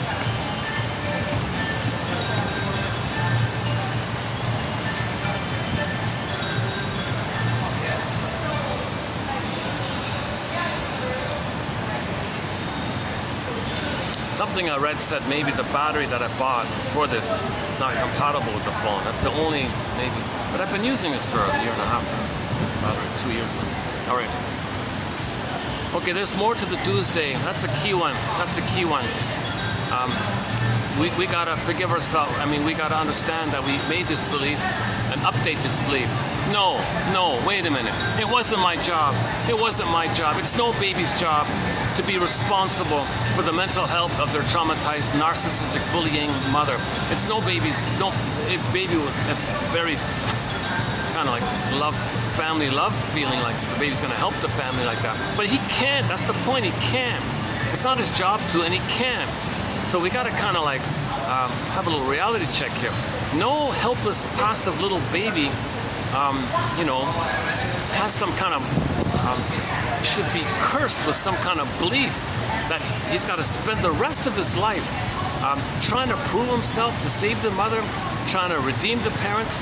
Go to yesterday. Yeah, yesterday's one. Let me quickly dig up yesterday's one from the Twilight Zone, 2023, right? Hold on a second. Yeah, here it is. One life furnished in poverty. This was the closing narration to the episode called One Life Furnished in Poverty. Quote, "It's rather bittersweet how we spend so much time trying to justify ourselves to the shadows of those who are long gone." Shadows of those who are long gone. The parents are long gone, and you're trying to justify yourself to some shadow memory voices echoing in your brain. Oh my God, you're trying to win love from some voices? Okay, well, let's say your parents really are alive. Let's say you visited them or something. Would they remember? Would they recall what they had said or done that made you spend the rest of your life proving yourself? That's the Tuesday one. Would they? If you interview your parents and tell me the truth, you know, did you, tell me, give me the story here. The father might bark at you, "Oh, how dare you talk to your mother like that? How dare, she's the greatest cook." The mother will guilt trip you. She knows how to push your buttons. Mothers know how to push your buttons because, hey, she sewed them on. So if you confront the mother, and if she's a narcissist or a bully or a yago or something like that, she'll just guilt trip you. How ungrateful of you, or what I sacrificed for you. I gave you life, and I gave up my career for you. How dare you say I did something wrong to you? That I did something, you did something, you're doing something wrong to me, you ungrateful. And she might turn it around, turn the tables kind of thing. So it's not going to work. Okay, so let's say you could just be more science fiction practical about it. Let's say you could go back in a time machine. Let's say you actually went back in a time machine to your childhood time, and you, the adult you, interviews your younger you relate and see what's going on with yourself, and you interact with your parents, but they don't know it's their child grown up kind of thing. And you just kind of observe things, interview them a little bit. Okay, you do all that. And if you could go back in this time machine, wouldn't you learn that you were always the master of your fate? See, what they're saying is, you believe stuff, that means you're the master of your fate. You created these beliefs, so you're the master of your fate. You scripted this in with your beliefs. It was your coping strategy. Yes, it was defensible, but you're the one who did it, so you're responsible. You're the master of your fate. And if you learned that great truth, wouldn't it free you of a useless burden? Dead cargo from the Twilights. I like that dead cargo. So that's the Tuesday. That's also about the Tuesday. Okay, there's more about the Tuesday. now you're getting deeper, right? Now you're kind of, okay, we got to find a story here. We got to be our own detective. We got to be a detective. So that's called free association, dream interpretation, making inferences. Okay, so now you really be more active to piece together the story. Okay, so that's a 20-year process. So in Inside Out 2, you hop on the broccoli boat. They call it the stream of consciousness. Well, they mean free association, like a sea journey like that. So it's bumpy like that, and it's curvy like that. Ain't Life a Brook? Ain't Life a Brook, so it's not a straight life. The singer Farron, F as in friend, E-R-R-O-N as in Nancy. We recently played her song recently. We recently played one of her folk songs entitled Ain't Life a Brook? Ain't Life a Brook? Ain't life a brook? Life don't clickety-clack down a straight line track. You come together, then you come apart. Life don't clickety-clack down a straight line track. That's a great song. That's really a great song by Farron. We got a lot of her songs on our soundtrack. Geez, you know. I think that's the top one there for me. Anyways, just a simple little gentle folk song. A lot of people compare it to Joni Mitchell and things like that. She's sort of unknown, really. But they call her an indie folk queen, an independent folk queen.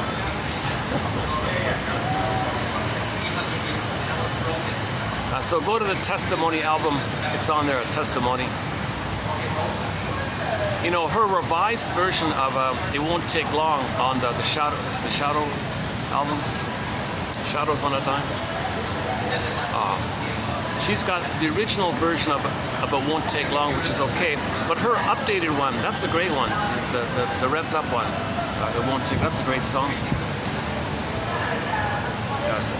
Girl on the Road is sort of one of her signature songs. Our Purpose Here is okay, and you know, Misty Mountain's sort of a easygoing. Misty Mountain's okay.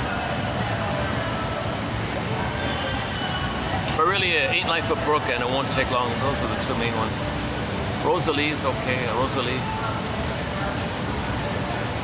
I'm missing something.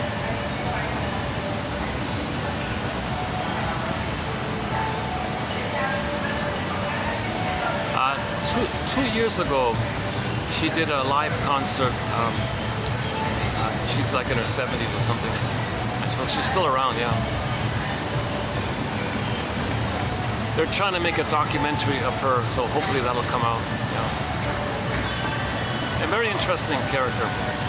They call her like the female Johnny Cash a little bit. Like she's got that low gravelly voice like Johnny Cash, or let's say Willie Dunn. Sorry, Willie Dunn.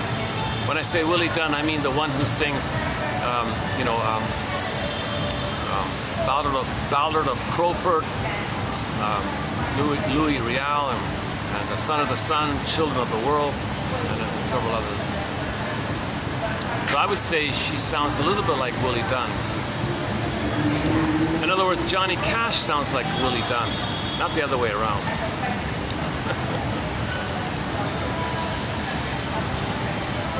So she's got that deep kind of gravelly voice. That song Ain't Life a Brook, I mean the original one from the Testimony album. The other revised ones are just so-so, but that original one is the best one, my favorite. Ain't Life a Brook. Okay, so we got to get on the broccoli boat. Inside Out 2, you see the broccoli boat. They had a hard time finding it. That's code for our resistance to it. We're afraid to free associate. We're afraid to know the truth. We're afraid to get in touch with our feelings. We're afraid to, you know, like know our true story. It brings up a lot of pain. So you gotta be like, you gotta have like a boat that's like a container to keep you afloat. You don't want to sink in the water, so you need like an ego. So the boat, okay, like Bly says, think about like the ark, the ark, and you're on the water. You don't sink down. So the boat is your ego to keep you afloat like that. If you don't have your ego, you sink down. You can't heal. You gotta have like the broccoli boat's kind of like the ark in a way. You can think about it that way. So it's some kind of, it means your adult mind, your adult reasoning mind, where you're gonna be a detective, question, you know, free associate, and you know, piece together little clues kind of thing. So in the broccoli bowl, okay, it's now the main thing is called free association. Say what comes to mind. Try to tell your story and say what comes to mind. Now you're gonna there'll be resistances. You'll want to change topics and all that. Well, notice that. Notice that moment when you want to change the topic. Notice that resistance. Notice your fear. And say to yourself, I must have a very good reason for being afraid and changing the topic. I must have a very good reason for not wanting to talk about it. And I noticed what I did was I changed the topic because the feeling came up. And to deal with the feeling, to repress the feeling, I changed the topic. That's what did it. I must have a good reason for this kind of thing. So you give yourself empathy. You give yourself validation. What's the hardest thing about this topic? What's the hardest thing about this fear? What's the most fearful thing about this? I must have a very good reason for this fear. And see if something comes up and validate yourself. Okay? And then, you know, what does this suggest to me? What does this remind me of? And just keep riding the boat, row the boat, just keep riding kind of thing. And you stay afloat like that. And just bit by bit, just free associate, say what comes to mind, give yourself self-validation. Okay? You know it's going to be a brook a little bit, so just be careful like that, I guess. Okay, it's called free association. Now, embedded in free association is that when you wake up in the morning, you get a dream sequence. So unconscious to conscious. So, when you're sleeping, you're in the water, right? You're not awake with the ego, right? So you're in the water. When you wake up, it's up in the air, and you're like the duck standing on the land. Like the duck is on the land, you can swim in the water, fly in the air. So you gotta think of like the duck like that. So when you're the duck on the land and you wake up, you catch it in the air, so to speak. Oh, I remember some dream. Whatever dream snippet, whatever dream sequence you remember, take that as a message, as a letter from your soul to you, from your unconscious self to you, from your repressed self, your authentic self, your true self, your beingness, okay, your double self, your secret self, your shadow self, the one who walks with you, who's not like you, who is you, someone's living your life, you know nothing about him, the stranger within, double self, okay, your soul basically. So when you wake up in the morning, you get a little message from that self. Your unconscious self, oh, hold on a second.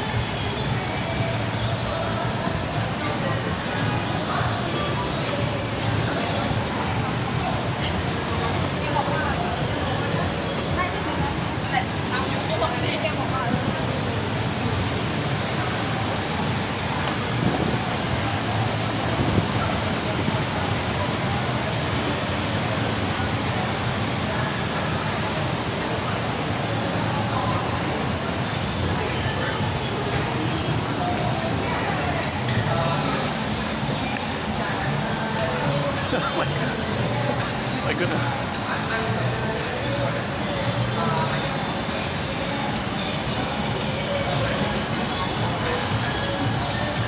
Was he doing the same thing, taking a photo of me, thinking I might be filming him? Was he doing the same thing? My goodness, this is not a good spot. In a way, it's kind of, yeah, it's nice to be outdoors, like a little shelter like that. It's the only sort of sofa here, right? You gotta pay if you're gonna go there. That place is very expensive over there. I can probably go up in a minute.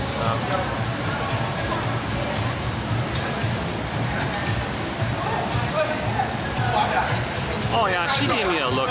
She thought I might be filming her, so I turned the camera before, so I caught it. I mean, I caught. I turned it before she passed, but then she still looked. Are you filming? You know, you can see I'm not filming. I'm filming the plant here. She gave me like a dart, like an angry look or something.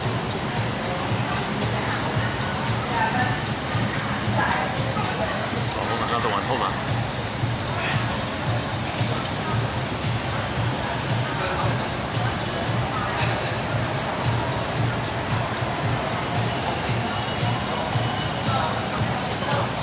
Okay, there's more to talk about with free association in the dream interpretation. So you get a dream sequence, it's like a letter. Okay, your unconscious self is saying to you, hey conscious you, it's like this in your soul today.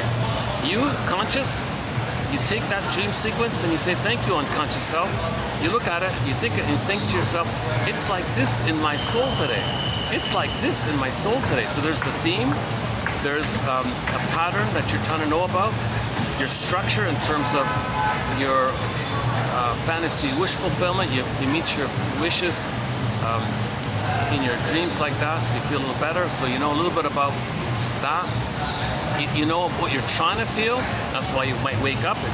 So it gives you a little taste of it, and it's too much, so you woke up. So you take the sequence and just free associate from the dream sequence. What does this dream sequence remind me of? What does it suggest to me? Okay, I must have a very good reason for waking up this moment here. What's the main affect? Okay, what question is my unconscious self asking me? Give the dream a title, theme, affect question, TTAQ. Oh, it's getting busier here. Let's go back up upstairs. What time is it? 5:38.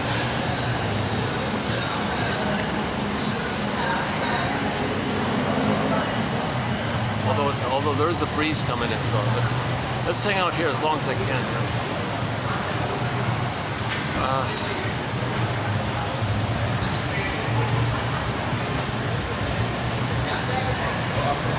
Okay, there's more about the dream interpretation, because you gotta also know that there's no time in the dream world, and in the dream world, since there's no time, things can condense.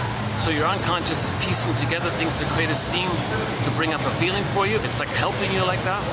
So it's drawing on your memories to put it all together to one scene, like one little moment like that. Now, your unconscious knows you can only handle so much, so it might present it to you in coded form. So you feel strongly about your parent, but it may be displaced or transferred onto someone benign like that, and you want to unpack it like that. So someone else can stand it for somebody else. That's called the symbolization process. That person's symbolizing someone else, kind of thing. So you look at this issue of timelessness, condensation, displacement, and so on. But the key thing is, it's trying to make the unconscious conscious. Where it was, ego shall be. You want to be conscious of what's unconscious. If this is the innate drive for healing, to make you conscious, to get your story. When you get your story, you know what's going on, you don't need to repeat. So stuff's coming up like that.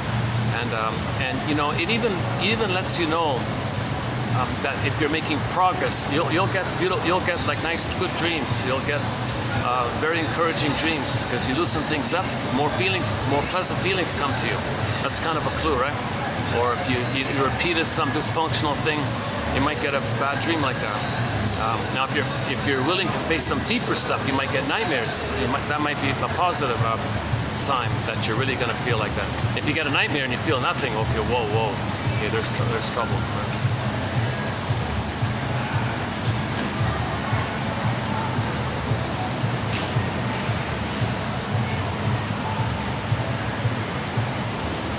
Yeah, I noticed that. Let me check my phone. What is it about? I see. If I'm holding it like this and people walk in front, it is conceivable to misinterpret it. But they can see me talking, right? Well, it doesn't matter, right? They might think he's talking while looking forward, right?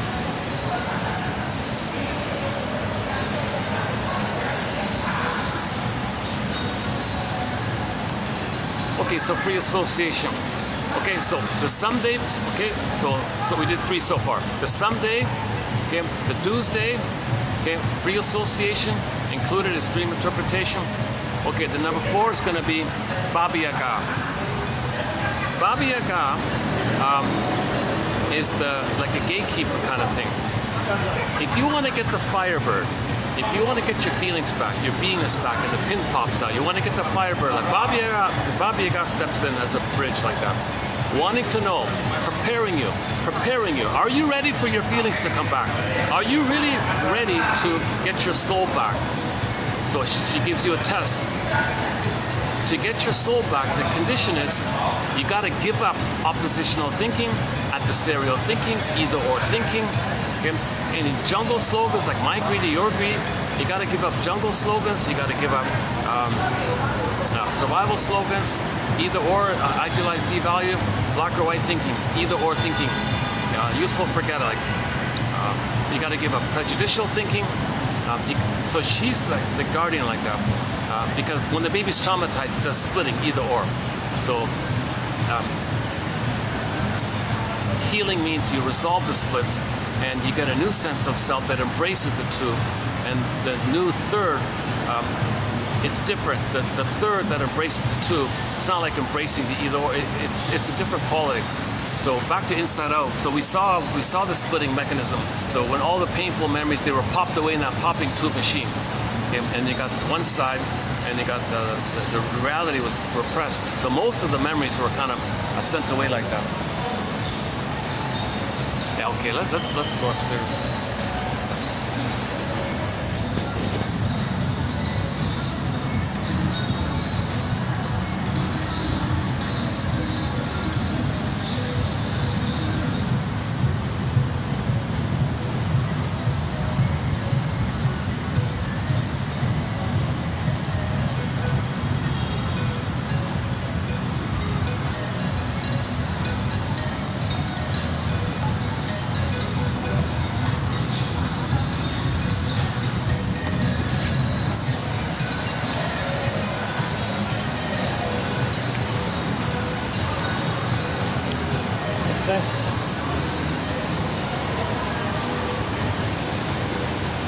Take another look here.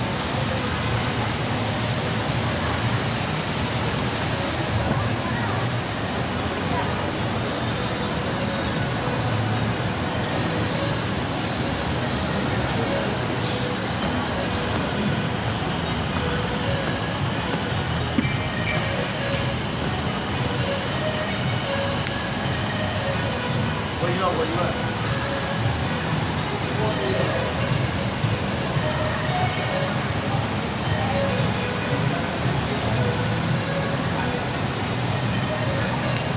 Oh, maybe we can take this up. Right?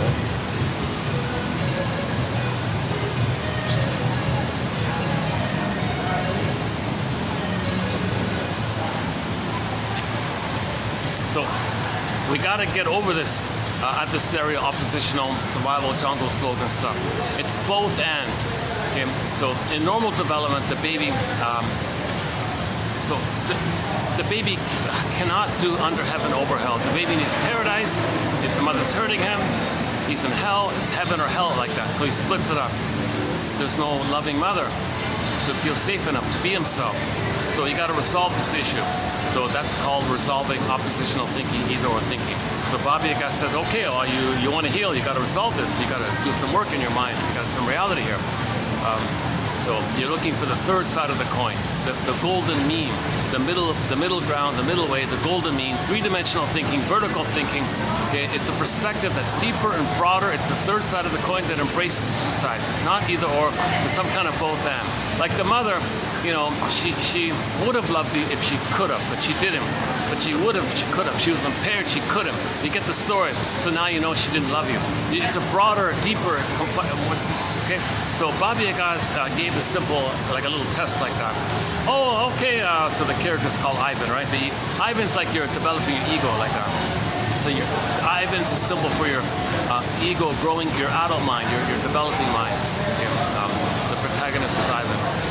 And your soul was the maiden king who flew away, right? The beingness. So you got to get your ego. So the ego's got to embrace oppositional thinking. So Baba Yaga said, can you embrace, sorry, not embrace. Oh my God, oh, Jesus Christ. There's a Freudian slip. Embrace both and thinking. Jesus. You got to embrace both and thinking. How did that mistake come out? Embrace oppositional thinking.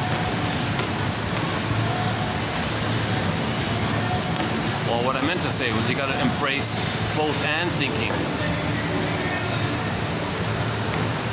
Oh, these elevators are slow, eh? Look at that. Maybe I'm better off to just, yeah, okay, let's forget this. Let's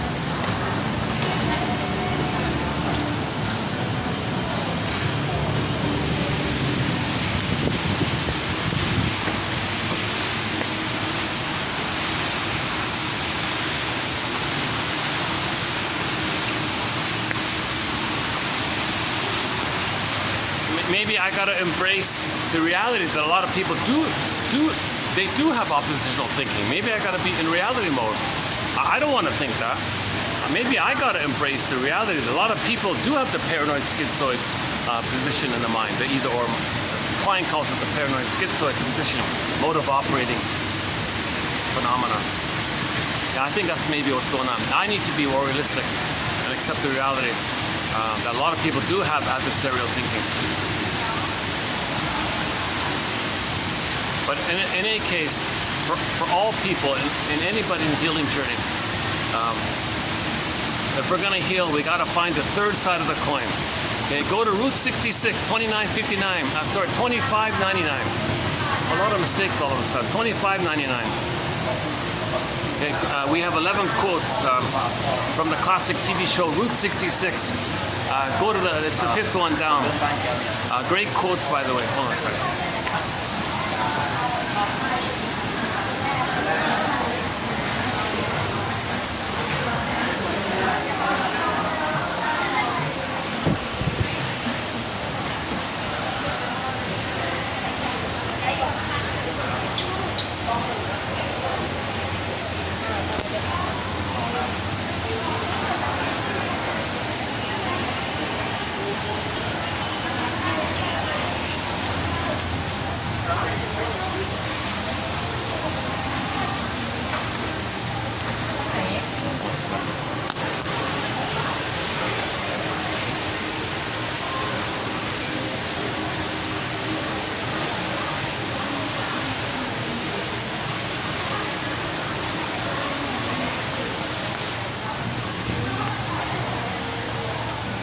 Hold on, still recording? No.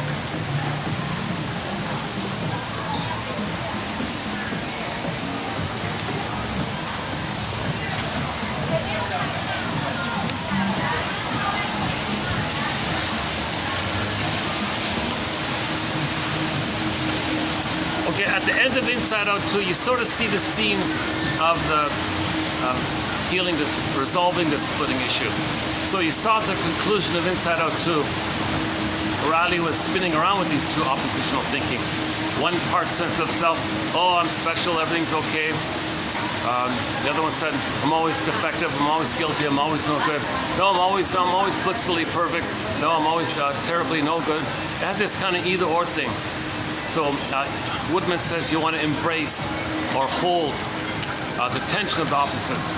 So this holding idea, that's the group hug there. So your ego is the group hug. You're trying to hold, like your ego can hold. It's not really like either or like that. So those two parts, beliefs, poofed away, and a new sense of self came, and it's like a new sense of self that's deeper and broader, more colorful, more richer. And then she calmed down. She had her beingness. So she resolved oppositional thinking. So Baba Yaga had the question to either. So you want to heal, do you? You want to get back your soul, do you? Well, let me give you a basic test here. Are you wanting to heal, like just your choice like that? Is it your free will or something driving you? He said, well, it's a 5% free will and 290% something's pushing me. Okay, so he had some kind of, that represented some kind of overlapping both ends, so she accepted it. Okay, then she had to go to the next Baba Yaga, her sister. Robert Blight jokes, you've got a sister?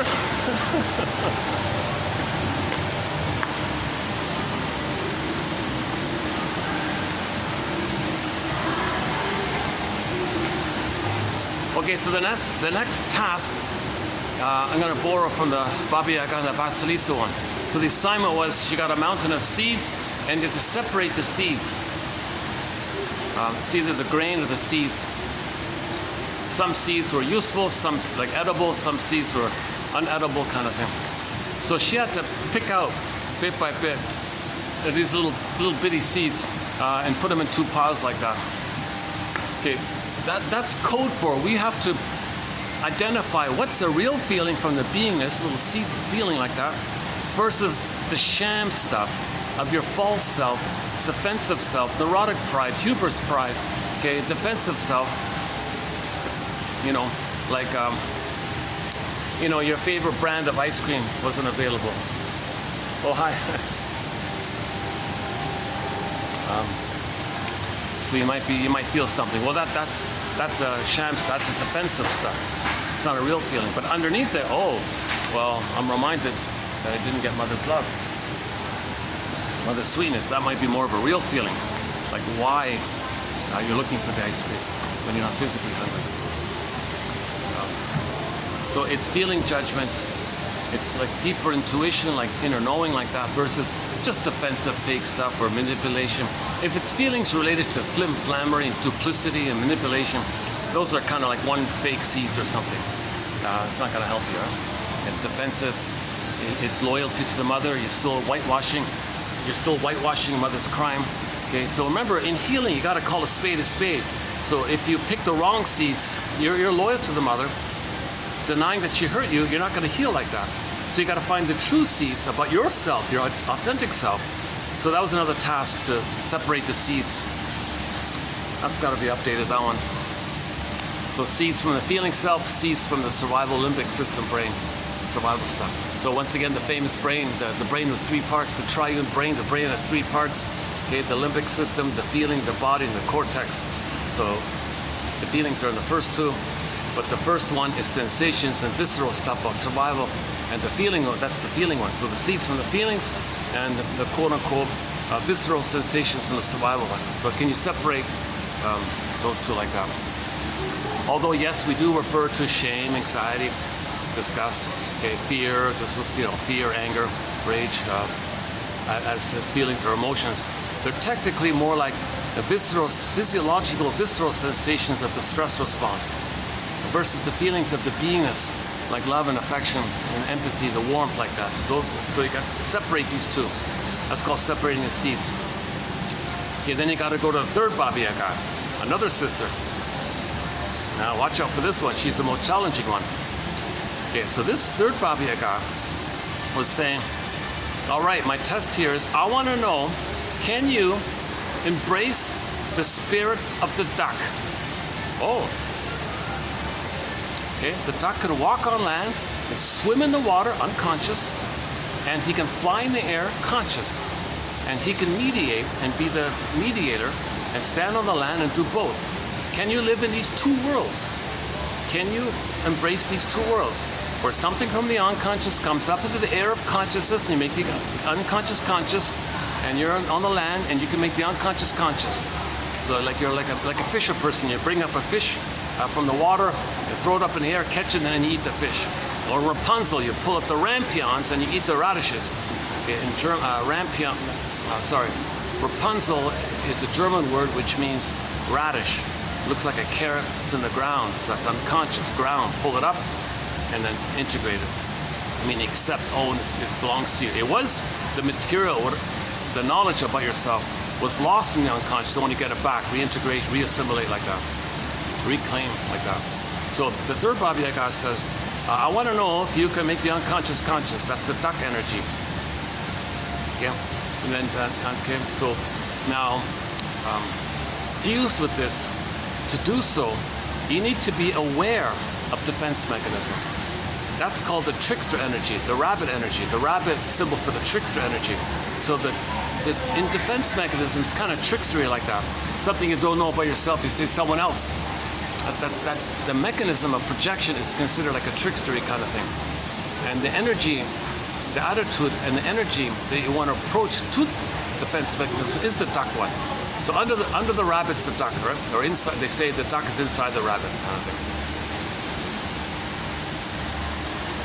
That's a very trickstery kind of thing. Something you don't know of yourself, you feel no good, you say others are no good. You're talking about yourself. Projection is confession. That's a trickstery kind of thing, right? Or doublethink and duplicity and treating people that they possess the thing you don't want to know about yourself, to coax them, to demonstrate it, to convince yourself that it's not yours. Or, thinking that you're repeating something, hoping to know the past or change the past. These kind of defense mechanisms, repetition, compulsion, projection, projective gratification. Sometimes you want to get in touch with something, you're so pained by it, you flip it, and so you counterphobia, reaction formation. That's also a trickstery kind of thing. So you got to look at the trickstery energy, the trickstery mechanisms, the tricksters, the rabbit antics, and to understand and put the rabbit on the couch, so to speak, and analyze the rabbit and see that there's unconscious to conscious. The rabbit is like a teacher making you unconscious to conscious. You got to embrace the duck energy, make the unconscious to conscious, and the rabbit's like the part of you that's like the active activities involved. So the rabbit and the duck are kind of one like that. So this third Baba Yaga wants to know if you can make the unconscious conscious by understanding defense mechanisms, which is kind of trickstery. So that's what the rabbit represents. So in the story it was, you have to find the oak tree, the roots of the oak tree. There's a box, open the box, there's a rabbit, inside the rabbit's a duck.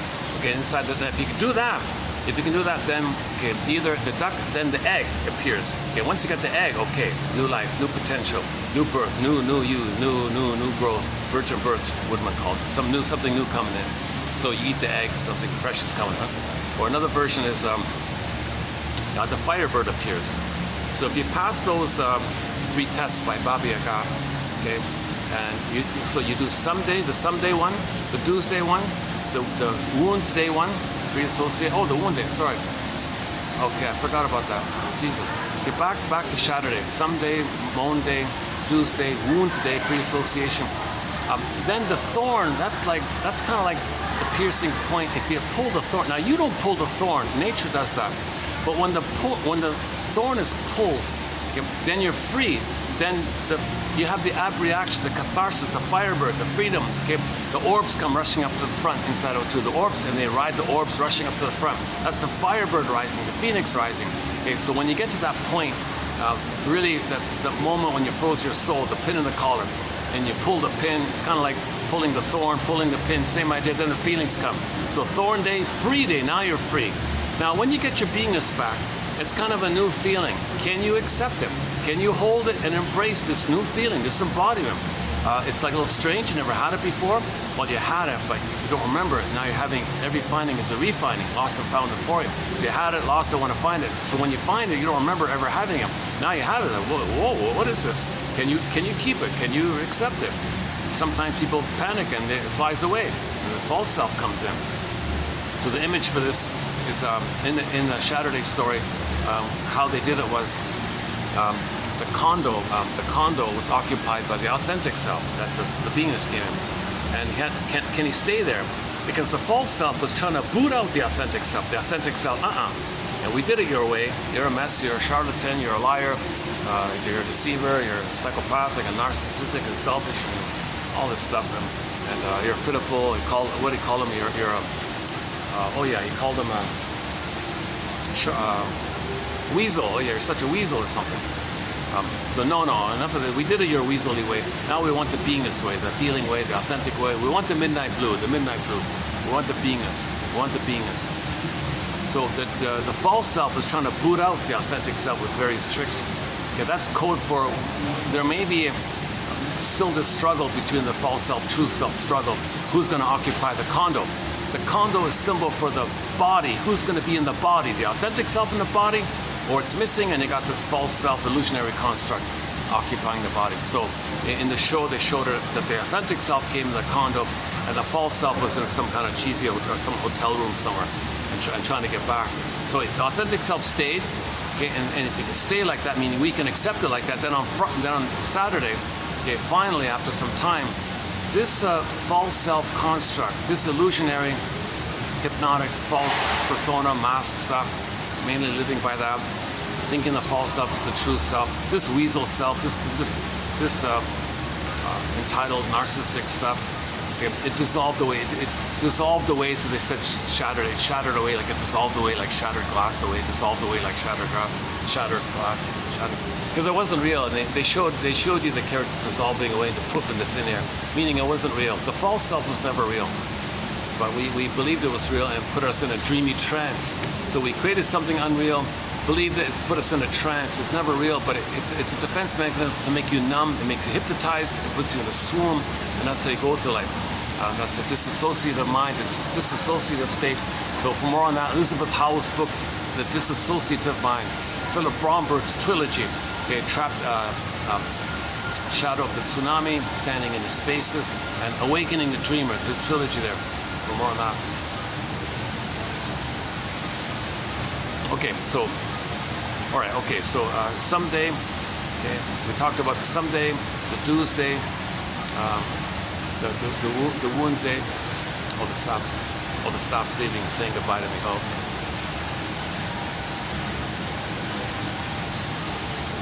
I missed it. Okay, yeah, thanks, bye. Yeah.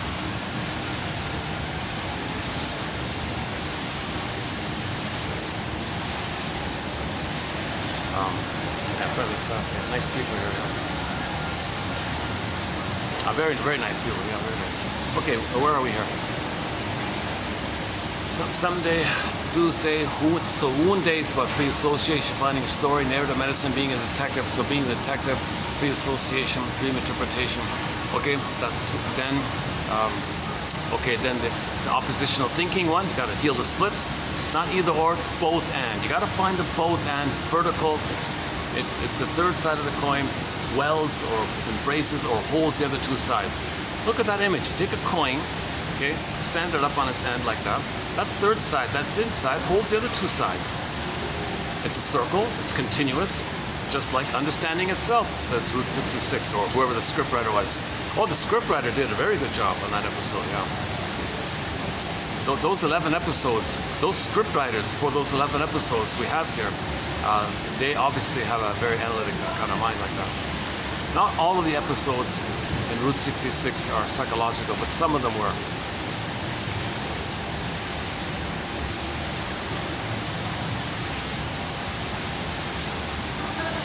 Okay, so getting over up. So embracing both and, finding both and, love, cry for love. Love and we cry for love. We love and we cry for love. It's both and. Look at this deeper stuff. When people don't love, they're kind of cursed. So they're in the Odyssey, they're turned into pigs. Simple kind of greedy-minded thing.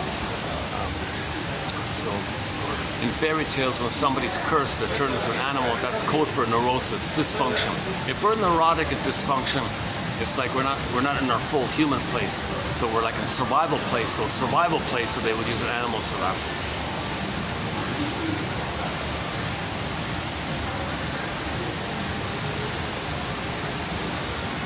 Okay, then the seeds one, okay, discerning. She calls it discernment. You gotta discern. She said you gotta discern.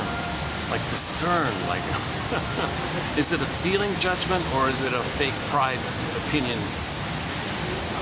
Are you learning or you're judging? You got to discern. Are you learning or are you judging? You got to discern, that kind of thing. Okay, defense mechanisms, rabbit, unconscious to conscious, duck. Okay, new potential, accept the new potential, and then the phoenix comes, the pin pops out, you get your beingness, hold your beingness, and you're good to go, right? When Riley got back her beingness, you see, she was embodied. The coach wasn't planning to give her a scholarship, but when Riley was embodied, the coach understood it. Oh, she's embodied. She has presence. When a person has beingness, when they walk into a room or they're on the team like that, everyone calms down, everyone thinks more clearly, everyone performs better. Okay? So you want somebody with beingness on your team like that. So she got the scholarship, whereas before she wasn't going to get it. It's not ready, they said. If a person doesn't have their beingness, you can sense it. They're tense. They're not going to see the present. They're projecting a lot.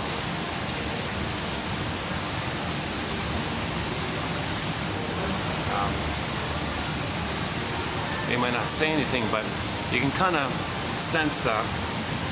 Gee, do I remind them of their mother? Do they have an unresolved issue with the mother? Do I remind them of their mother? They could be angry at me. It's every little tense like that. Now sometimes there's a pseudo version of this where if somebody with the bully pattern walks into a room and others are iagos, they may see the bully as an exhibitionistic expression of their wish to be bullying. So the iagos might welcome a bully on the scene. So if you got a bunch of schizoid iagos in a department or something, they may put a bully type, and the bully type would be the proxy for them like that. So that's a different kind of feeling. It's just like a defensive kind of thing. That's the false seed one, not the being seed one. That's a defensive issue. finding someone to exhibit what you wish you could do.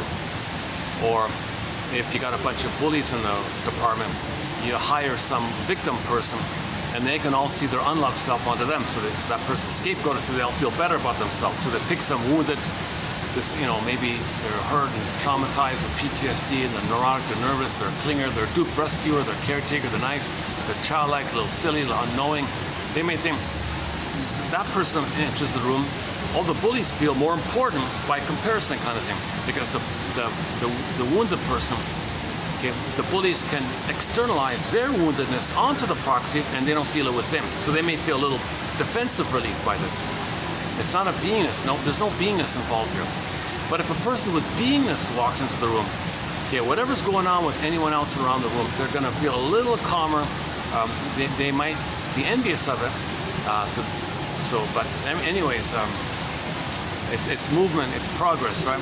The person who's envious might get a dream of something golden, because the person with beingness walked the room. The others might get some kind of golden dream or something, because they're exposed to somebody with beingness. It touches them. It might touch their lost beingness with them. So if the person with beingness walks the room and no one else has their beingness, those people go to bed at night. They may have a golden dream, getting in touch with their missing beingness for a minute. They may get a blip like that.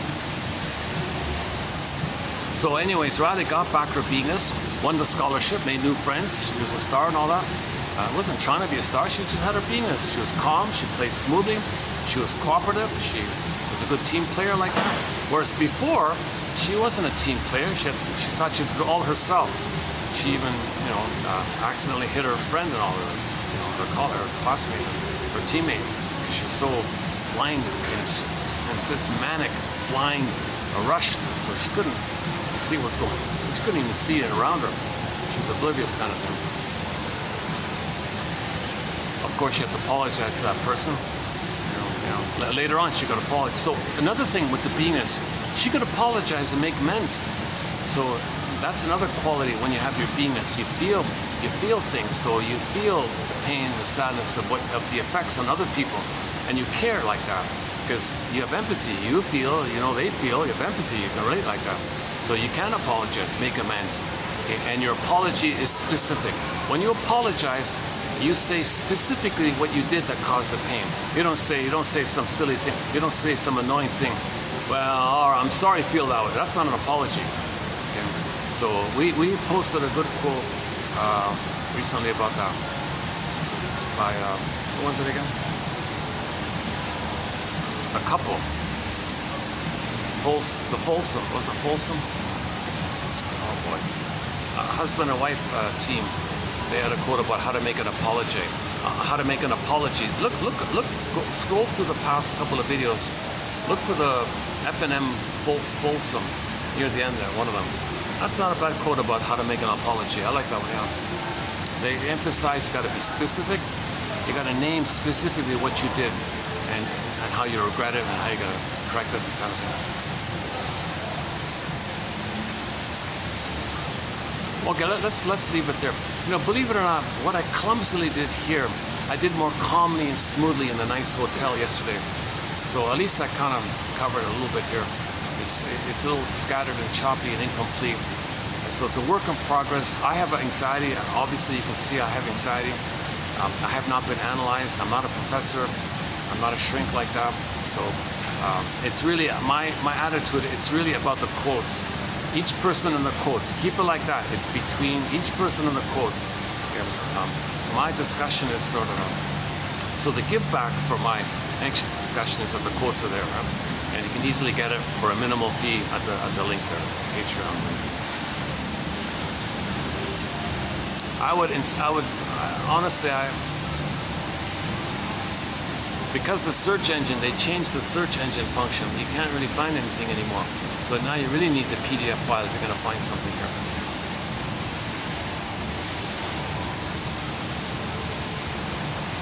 They're making it harder for people to heal. The digital libraries are under attack. A major one got taken down. Another second major one was down for like a month. It's struggling like this.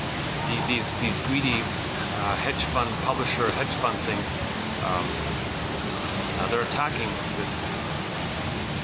Because when you're plundering the planet, you don't want people to have self-knowledge. If they don't know what's going on inwardly, then they won't know what's going on outwardly. That's what they want. As above, so below. So if they're ignorant inwardly, they'll be ignorant outwardly. The outer ignorance is the reflection of inner ignorance, right? If you don't have self-awareness, you won't be aware of what's going on outwardly. That's kind of the idea. Like back to as above, so below, right? So in the plundering, okay, mother plundered the baby's soul. Mother short-sold the baby's soul, took away his land, took away his embodiment. Mother was a short seller, mother was a robber baron. Faustian deal. Identifies with the aggressor. If they see land, they say they take it because mother took their land. So taking away other people's land is a reflection of mother took away their embodiment, home embodiment land. Mother gave the baby emotional poverty. So identify with the aggressor. If they give others poverty, that's a reflection of their emotional inner poverty state. Okay? And when the baby was in emotional poverty, he was compelled, in the process, he was compelled to hand over his soul to his mother, because she wanted supply like that. She gobbled it up for a moment, and she got a moment of pleasure or something, and he had to hand over his goods, so his resource, so to speak. So you give others poverty and you hand over your resources, and you feel entitled and you don't care the way the mother didn't care and the way she felt entitled. And she has some justification, she has some kind of slogan, she has some kind of excuse. So in the plundering, there's always some kind of slogan or excuse likewise. Okay.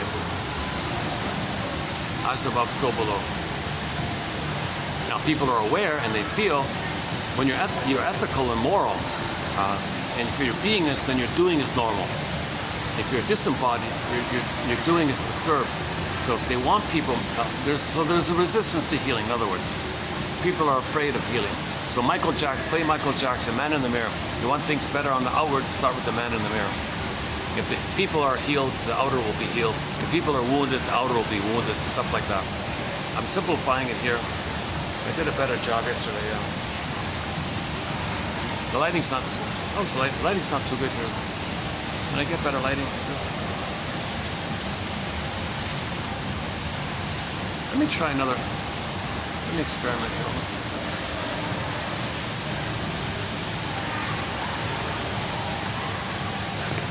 Is lighting better? Is the lighting a little better? Is the lighting better here? Oh, like that. Is the lighting better this way? Or?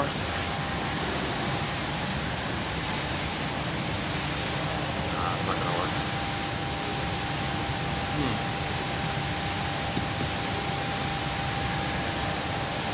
I got some people doing their work just kind of near me there, so it's hoping to move a bit. What about that? Let's try this one. That's not gonna work.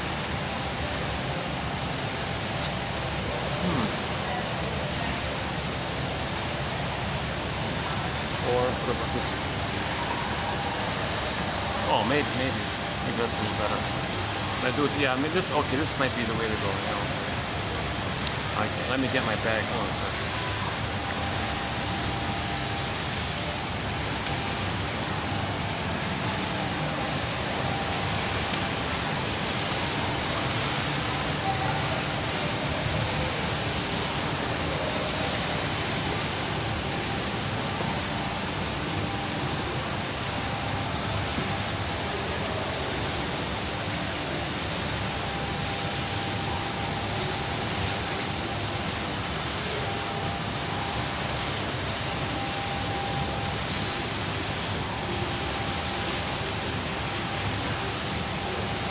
Yeah.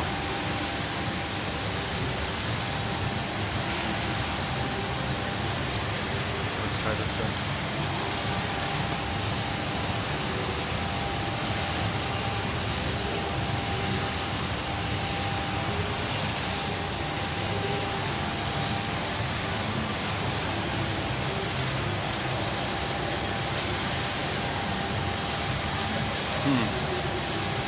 There's no real ideal spot here, but okay. Unless I go back to that sofa. Oh, it'll be too dark over there, right?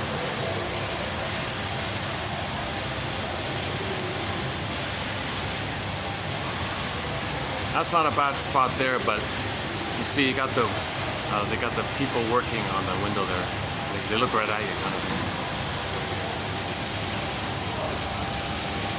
Okay, let's make the best of this one then. Yeah, by the way, this is one of these workplace things. If you're like a fitness membership, if you're a member of this place, you can use the facilities inside. Now they have this outer kind of like lobby, like a waiting room kind of area here.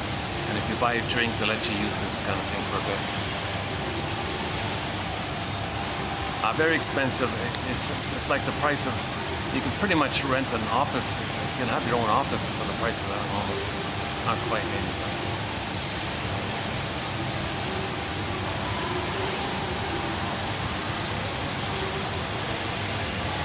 Okay, this topic about the as above, so below. Like if the baby didn't get nourishment, mother's like maternal nutrients, and you know the maternal vitamin, what the baby needs emotionally, spiritually, mother's presence. If he wasn't fed like that, if he was deprived of it, the mother was the depriver of it. They may deprive the planet of nutrients, okay, and food quality like that. So that's a reflection of our inner state. If we pollute, okay, so if we create all this nutritionless food or tasteless food, it's kind of like the baby was powder fed or something, bottle fed or something. You got this missing mother's sweetness, mother's vibes, mother's warmth energy, the rubber nipple and the plastic bottle with the powdered stuff. He's missing a lot of emotional nutrients. So rob the earth of the nutrients, okay, to reflect that we were robbed. So whatever happened to us, we do outwardly as a reflection of our inner state. So we want to analyze that our outer behavior is some kind of reflection of our inner state. I think the easiest one is the pollution one. If we're polluting, that means we felt shamed. If we're shaming the planet, then we were shamed. And then hocus pocus, the planet was us. Then flip flop, the planet's Mother Earth, we hate the mother, or angry at the mother. So you shame the planet, then you hate the planet. That's what happened to us. We were shamed, then we hated, We felt shame, hated. We flip it around. I have the working hypotheses that this issue of the heating, the global heating and all this, Janov says that when people have PTSD and all that, their temperature is slightly high. Their body's a little hot, and he spent his whole life trying to experiment, measuring things. He said those who did heal, whatever the true numbers are, I don't know. He claimed that the temperature cooled a little bit. So maybe if the planet is heating up, it's to recognize that we are traumatized. If babies are traumatized, the body temperature is a little hot, right? So if we're heating the planet, that's a reflection that we were heated with the mother's trauma. So if we're heating the planet, that's a reflection that we feel too hot, and babies feel too hot when they're traumatized and they're sweating all the time.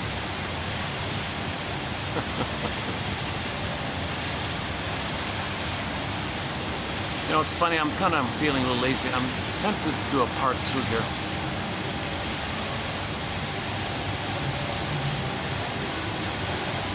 You know, I'm gonna do this in 2 parts. Yeah, maybe I'll come back here tomorrow. Maybe I'll try this tomorrow. In a way, it's kind of fun doing it here also. Hopefully the audio is okay. I know it's a lot of noisy background.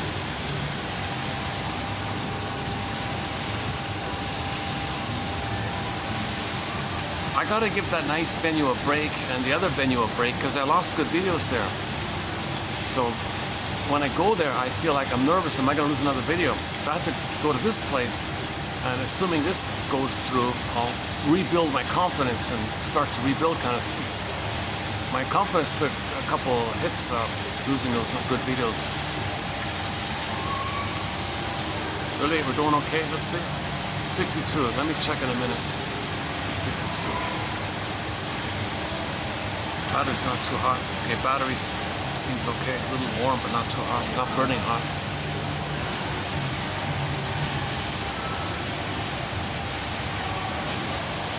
If this crashes again, I gotta just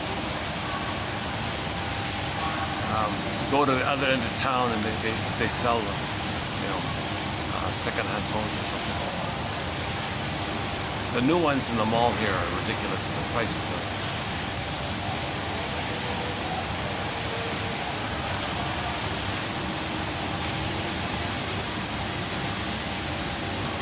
Where are we here? We were talking about. Hang on.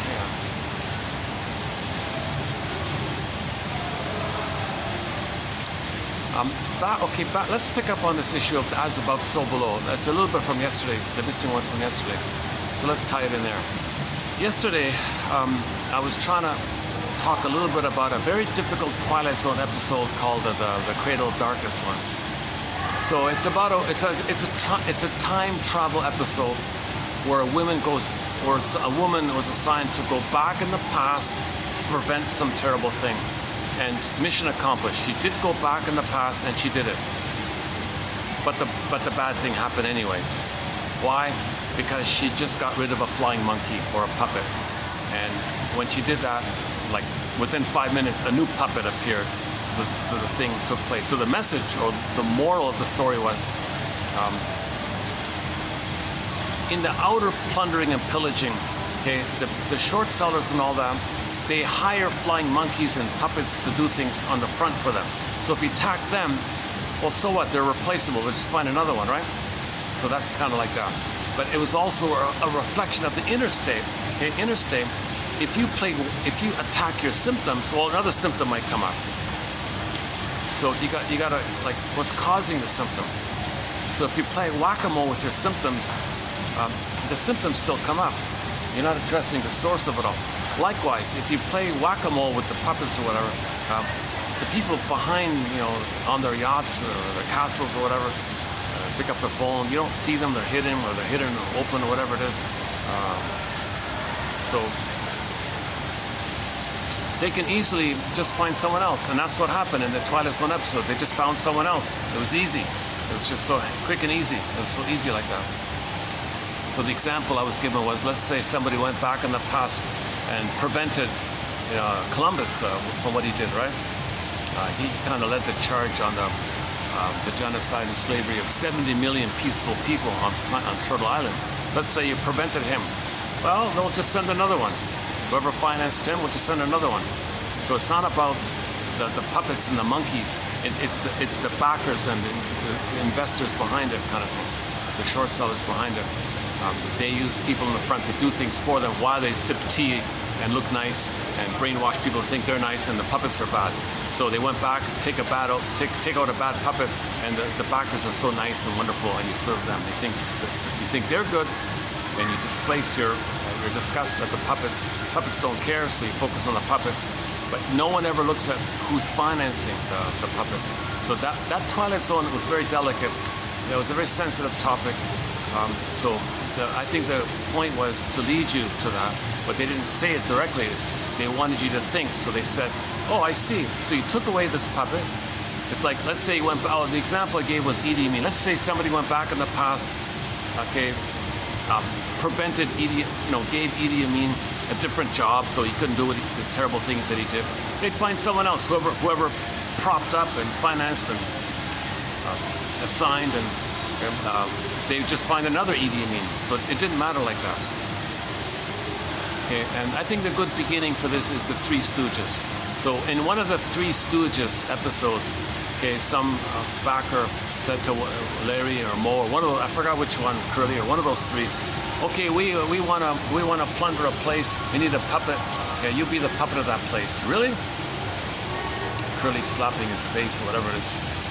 So they made it like a comedy, but in real life, it's not comedy, right? They murdered all these people. But they're drinking tea, they don't care. They're Iago. Okay?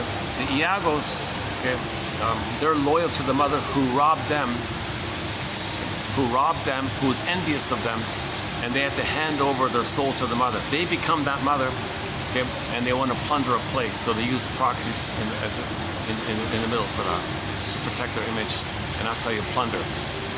You plunder when you direct everybody's attention on the puppets, then you can plunder. So in the Twilight Zone, they took away a puppet, another one came in right away like that. That's too bad. I lost that video. I was very sensitive in talking about it. It's a very difficult episode. Let me just leave it there before I kind of wreck it.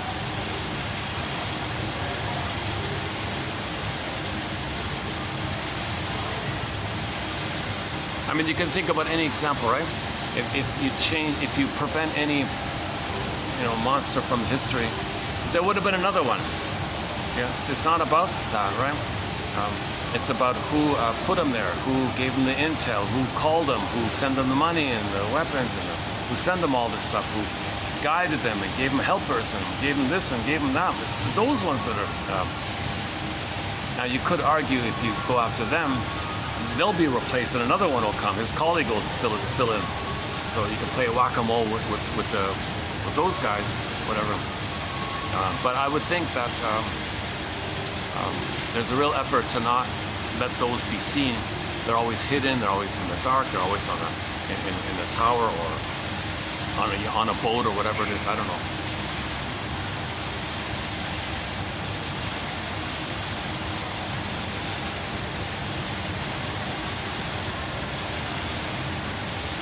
But it's also a good example of as above, so below.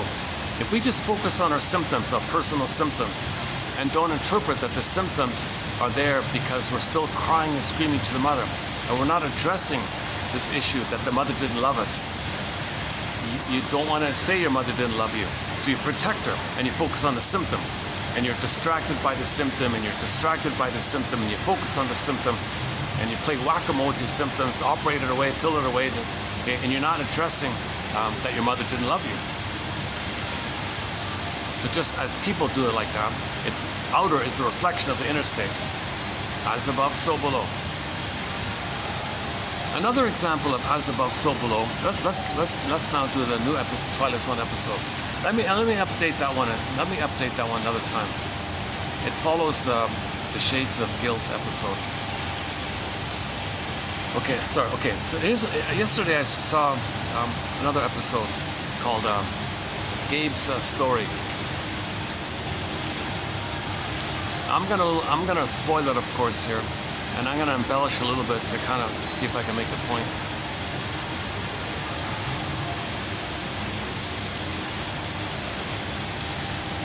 Okay, so there's a guy. Okay, when he was a baby. Okay. Mother only attended to him when he was crying. If he broke something or he made a mistake or something, or if he fell down or something or nearly drowned or something, that's the only time really the mother attended to him. Right? He only got attention when he was suffering or a failure or made a mistake. Okay? If he tried to be autonomous or be successful, mother wasn't around, father wasn't around, no one was around. He never got any attention. The only time he got attention is when he was in trouble, kind of thing. He never got support for his development like that, right? So an imprint came in. He had a script, a traumatic script. So he had a deep, burned-in traumatic script from quote unquote. So it starts there, right? He has this traumatic script. He's repeating it. He's repeating it. He wants father's attention to help him be successful. Or, oh, what's this? 10%. Okay, I'll see you in part 2.